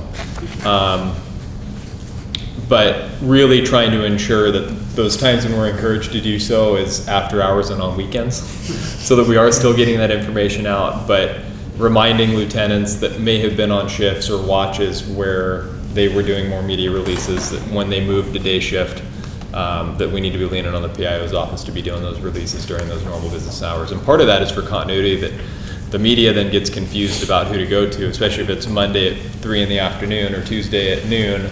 Do they call try to reach out to the lieutenant or the sergeant that pushed the piece out, or are they supposed to be going to the PIO? And so we did want to put a little bit extra in there in number 2 to just clarify that we really need to be using them during normal business hours, but encouraging information to be released nights and weekends through that other mechanism. And there's also the shift pattern where they would be on shift and then off shift, and they're on for 4 days, off for 3. So if somebody tries to contact them, they may wait for 3 days. So there's not that continuity of service that they would get. Are folks generally appreciative of not having to do that sort of thing, having you as a resource, I guess? Oh yeah, I love being able to call Melinda. I've got this really complicated, messy crime scene, whatever. Can you just come out and handle the media? And they're all waiting for you already at the corner of. And we don't mind it. It's, we like to hear stories, we like proactive stories, and we like to provide service. And then usually you get an activity in the neighborhood, and there's people in the neighborhood who want to know what happened, and I would want to know what happened, so we like to push them out. And then section 4, you'll see there's a reference to a social media policy, and Melinda, from the angle of the PIO and the department's managing of its public social media outlets, she's got a policy proposal for that she sent to me, and I have still not looked at, I'll be honest. It's been a couple of weeks, but I took last week off kind of at the last minute. And so that would be one that I think just wanted to get out of town, Bill. I heard that a lot from you. And that policy doesn't go into employee use for their own personal accounts. It's just the corporate accounts, so to speak. Yeah. But that may be one that the commission would be interested in taking a look at. And once we make some serious movements towards looking at it, that's one that I would naturally push to the planning group for consideration once we have a legitimate draft put together for it. So, with that being said, we really only have a handful of suggested changes, and one. So let's kind of go back through those briefly. We have some clarification under 5A on what you may release, and where it spells out the address, and then we make a caveat, and we'll figure out how to kind of soften that so it's more clear. That's easy enough. And then we've got a little bit of an issue in 6D at the top of page 17, packet 17. And so I'll clarify that. I still haven't even read through that whole paragraph since Will pointed it out. Kind of made my eyes buggy a little bit. So I'll look at how to clean that up, what that needs. And then we just have that issue about the supervisory approval, and I'm perfectly fine moving that up the list and then adding a line about notification of the PIO. Mm-hmm. So with that. I have one quick question. Yep. Is there a policy, employee policy for social media use? On duty, off duty? There's not. It's not separate? No. Oh, okay. That seems like a thing. I know. It is a complicated Yeah. thing because it intertwines a lot of issues, and many agencies have policies and many agencies don't. And it's one that we don't have yet, and yeah. About 5 years ago, somebody looked at it and they started to do it, and then they said, Oh my God. I'm out. I mean, the CRB reviewed a case where there was, if there had been a policy, I would say probably would have been a violation of the social media policy. So I think it is something that should be looked at. we had a discussion at the table when we did the cell phone. Yeah. And I think- company cell phone policy about, the use of having a personal cell phone along with the department cell phone, so. I've kept a beat on that, and I live partially in the IA world also. The last 2 years, I've been pulled in more as a backup to the IA investigator, taking care of overflow work for him, as my workload is flexible. And what I have found generally that's, I think, created less urgency is that our code of conduct is robust enough that behavior that occurs in social media really is captured in the code of conduct. And while that particular case definitely probably could have been, maybe would have been a violation of a social media policy, it was clearly a violation of our code of conduct. And are we double dipping in there, or is it really that necessary to even open that Pandora's box? Because it is complicated on our police officers' rights and abilities to free speech and expression. And it just really is a complicated mix.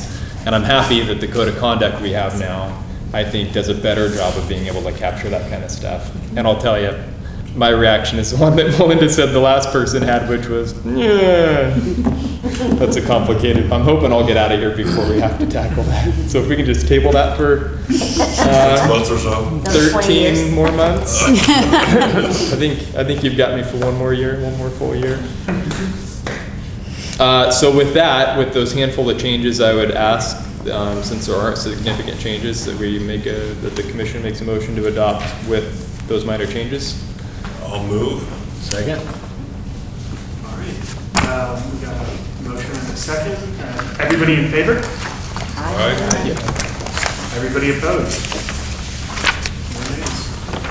Thank you, everybody. Thank you for your work. Thank you all for coming tonight. We appreciate it. Thank you so much. Amazingly, pretty much on time. Maybe even a little bit early. That was good. So next up, we got the diversity, equity, and inclusion discussion. This is to give me direction as we schedule future diversity, equity, and inclusion speakers. We have some comments from Silver, I believe, that he sent in, and so I think that's a great place to start while everybody compiles their thoughts. All right.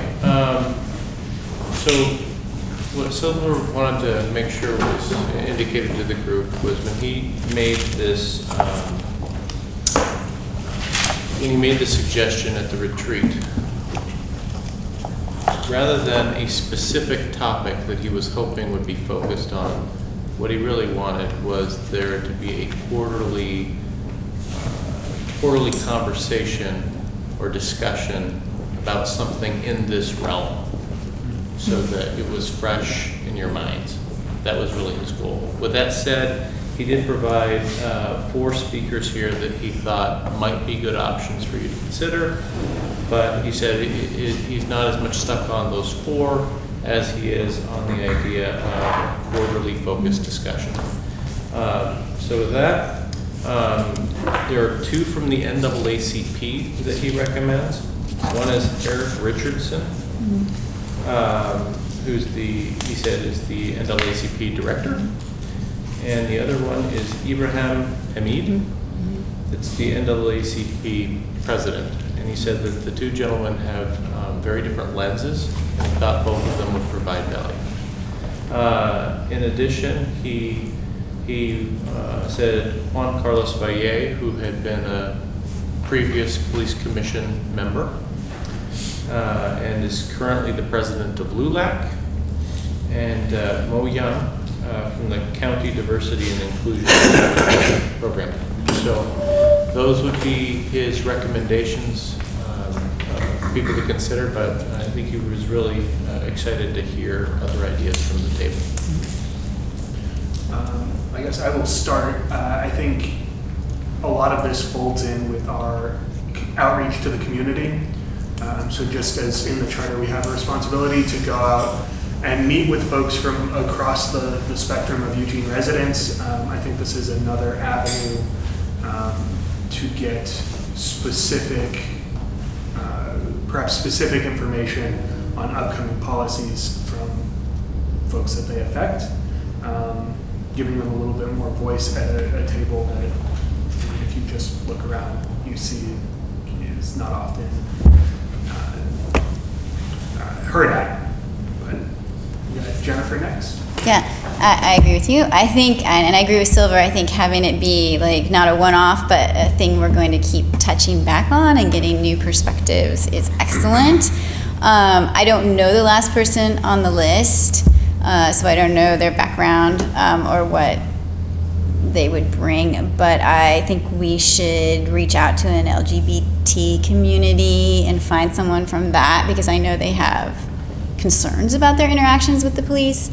And it has been a group we have had difficulty reaching out to and getting that trust. So that would be someone I wanted to include on the list. I do not have a recommendation of who that is, but I know there are people who would. Okay, Bill next.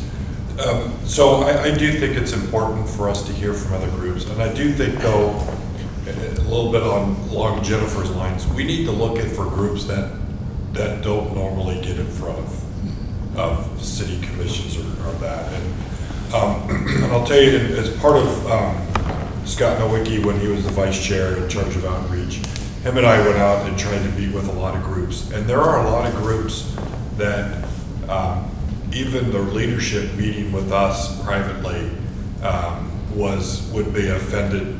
Their group would be offended by that. And so, but we were lucky to have a few that were willing to do that, just so that they could talk through with us some of the things that maybe we can think about, to do that. And so I think it's important that we try to get maybe some of those groups to come in and hopefully talk to us a little bit just about, and I don't know if it's specifically they can come in and tell us how to affect, but I think it's something that we need to keep in the back of our minds as we're looking at policies.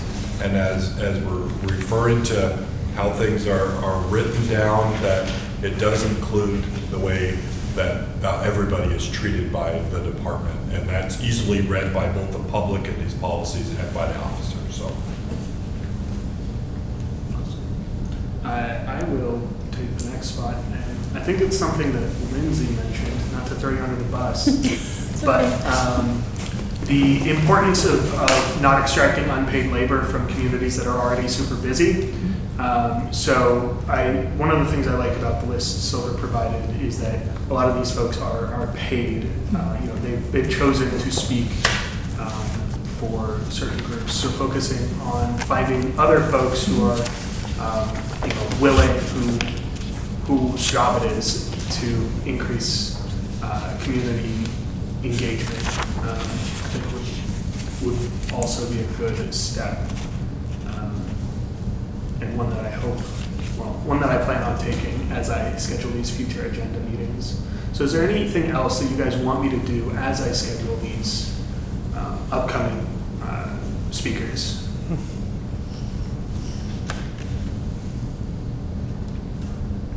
Cool. Where would you put them on the agenda? Hopefully at the beginning. Yeah, that's a great question. I think I would defer to their schedules and what they needed at the time. That would have to be made on a case-by-case basis. And once quarterly, generally speaking. Yeah, But, I was thinking that usually having people at the beginning of the meeting allows them to, if they need to, they can leave or want to. Amanda?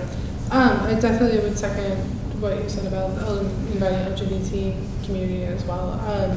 And are you, I can't think of anybody right now, but can we send you specific recommendations, or do they need to come here to the full group? I think sending them to Jeremy would be perfect. Okay. Since I'm doing this, since I'm charged with scheduling anyway, I don't feel like I need any sort of formal vote on it. But okay. I do appreciate the guidance as I go forward. Okay, thank you. Lindsay?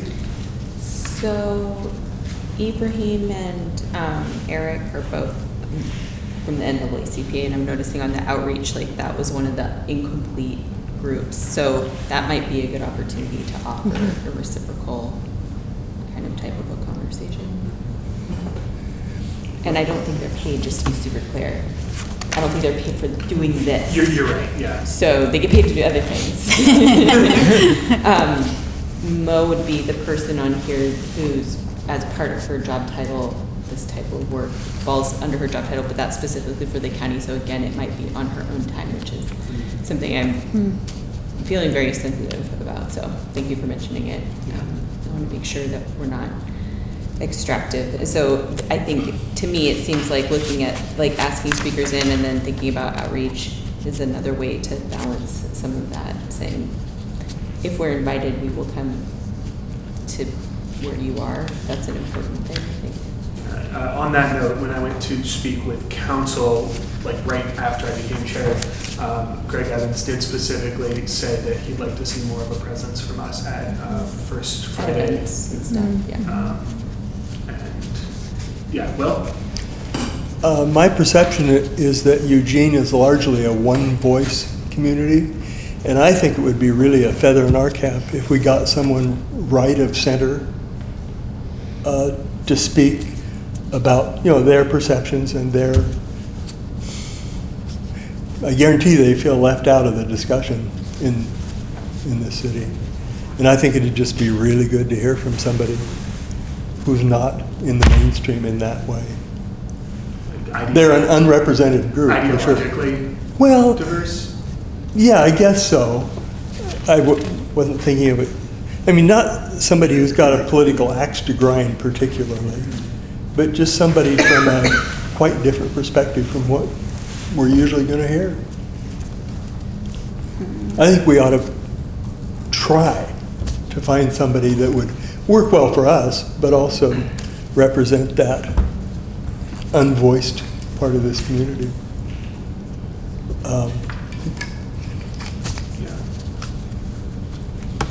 So my preference would be to start with groups who feel like their representation specifically with EPD is an issue. I don't know that people who are ideologically conservative have a different relationship with the police than those people that are not. I don't know. I mean, if we were like, hey, we've gone through all these groups, like we don't want to start repeating, then like I'd put it on the list. But if I was prioritizing them, it would not be one of my top priorities. There are certainly. I'm not sure it would be my top priority. Yeah. I But just think I'd add it to the list. But it's a voice. But maybe if somebody cancels, you never know, right? But yeah, there's a variety of diversity in our community that we don't always even see. So yeah, there's got to be plenty of opportunities. I do like the idea of sending it to Sean, and like you have the power to make. I think you would make a reasonable decision about people's appropriateness, and we don't need to micromanage that. I'm hearing prioritizing folks whose voices aren't heard in the policy-making process as the priority there. Sweet. I think that has given me a lot more guidance and hopefully continue the conversation as I schedule these agenda items. Of course, if you have other thoughts or ideas, I'm always open for them. But with that, I'm ready to move on to the community outreach update.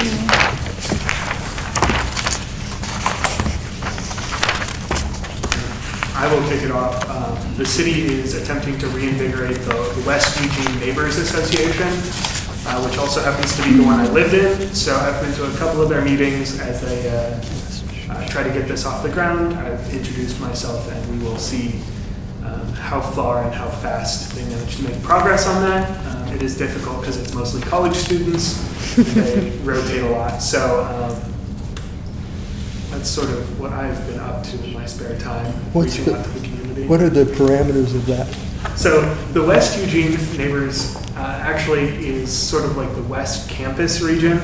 I would call it the Middle East area of the city. But it's not the first time I've had that question. So are you, would that refer to like the West University Neighbors Association? That might be, yes. That'd be a more clear, yeah. Yeah. Because when you said college students in West Eugene, that me too.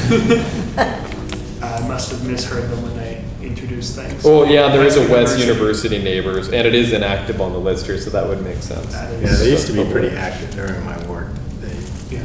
but they ran out of people. Mostly because it's 99% rentals. Mm-hmm. And so the 1% of the homeowners stuck it out for a while. And Matt, I heard you've been around town attending community events. Yeah, I attended the Northeast Neighbors, and I pass along that the chair had asked that someone from the committee or the board be present and present. So I said that I would pass that information back to you as a potential. I don't know if that means necessarily that needs to be fed along the lines that they requested, or maybe they're invited to. But I'd leave that to you to decide. So would this be sort of like what we do and who we are, or?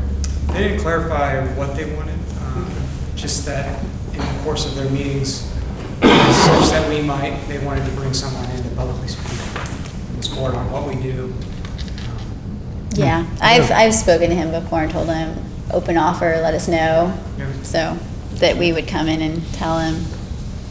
And if we could, when I talked to him, I don't know if he expressed this, that they might have an interest in having the Civilian Review Board also come to explain the difference, because people were very confused about that. It's confusing. I've had a lot of success going with Beatrice from the auditorium to events and explaining the difference. So is that something we want to schedule formally? Is that something we need a vote to send me to, or to speak on our behalf? Well, do you live in the area, Matt? I do. They might It's actually appreciate my having a local, and it might be better that you're a civilian than having me do it. They might appreciate that a little better if you're available. I mean, I'm usually at all of the meetings, but I'm open to that. My only question is there's not a whole lot of depth to explain. So that's why I wondered if maybe reversing the role and saying, hey, if we invited you here to participate in some capacity, that might also be effective. well, we're going to be at Sheldon. When are we going to be at Sheldon? In 2 months, January. Yeah, and I was planning on like advertising the heck out of it, so we can offer that to him and see if he'd rather. But I do think it's important, though, if a neighborhood association asks us to go talk, I mean, there's a lot to talk about what we do. I mean, it's not, that people don't understand. I mean, it is a 15-minute presentation, I think, at least, to talk about and then answer questions about what we do. So I think it would be a very valuable, if a neighborhood association ever asked us to go, we should go. Yeah, Somebody should. I agree. And I'm also willing to, if a bunch of us want to go, it sounds like. Doesn't hurt. So, yeah, so maybe, Sean, you and Matt, maybe do it together and so that they see a face that's from their neighborhood and then the chairman's there. That might be a great way to sit and talk about what we do and how we move forward. And if Lindsay's available, she can do the CRB stuff. And she can, and it would be great because you'd be there to be able to talk about how you interface with us. Yeah. I'm on this group, but I interface with this other group. I'm a rock star. Yeah. And if you have a script for that 15 minutes, that would be very helpful. 'Cause I don't know if I could talk for 15 minutes. You've heard me at the, I know, you're great. the council meeting. I mean, I've rattled on for a lot longer than that. I thought it was 3 minutes. It just seemed like 15 To me, it seemed like it was 15 minutes. Maybe it was only 2. Alan can only listen for 3 minutes at a time. I'm trained. Because actually, that planning document, that actually the first page of it is usually what I use at the council meeting. It actually kind of walks through what we do and our points that we look at, who we report to, and all that. And so it's actually a nice starting point that's in our plan document. Our work plan? So it sounds like, this is definitely something we want to do. This is exactly what the community outreach is supposed to do. And we don't really need a formal vote. We can just go ahead with it. Good idea. Perfect. That's what I like to hear. Anybody else have anything they want to bring as far as outreach to the community? If not, then we can move on to closing comments, and if we didn't catch you, we can catch it at the end. Bill? I want to thank everybody, thank our 2 new members. I forgot to welcome Amanda and Lindsay to the commission. It's great to have you, and so, but thank you everyone for coming. Well, I'm happy about the 2 new members. I don't have anything else. Yeah, me too. Same here. Yep. Yep, nothing else. I'm like Celeste, I'm really excited to be here and meet you all. I did want to offer from the public comment, there are a couple of social service agencies that offer syringe pickup, and I can tell you more about that later. Nope, just thanks for everybody being here. I missed last meeting kind of unexpectedly with a out-of-town training. And so I always feel bad about that. Appreciate the speakers that came in and talked to us tonight. It is important that these boards hear perspectives, all the different perspectives that are out there, and so it's important. And looking forward to the next meeting. Thank you all for showing up. Yeah, for mine, I think having it at this location was successful. I thank you guys for coming in and sharing your thoughts. And I'm excited for getting out in the community. And with that, we're adjourned. Jeremy, do you need help cleaning up? I don't know what our responsibility is.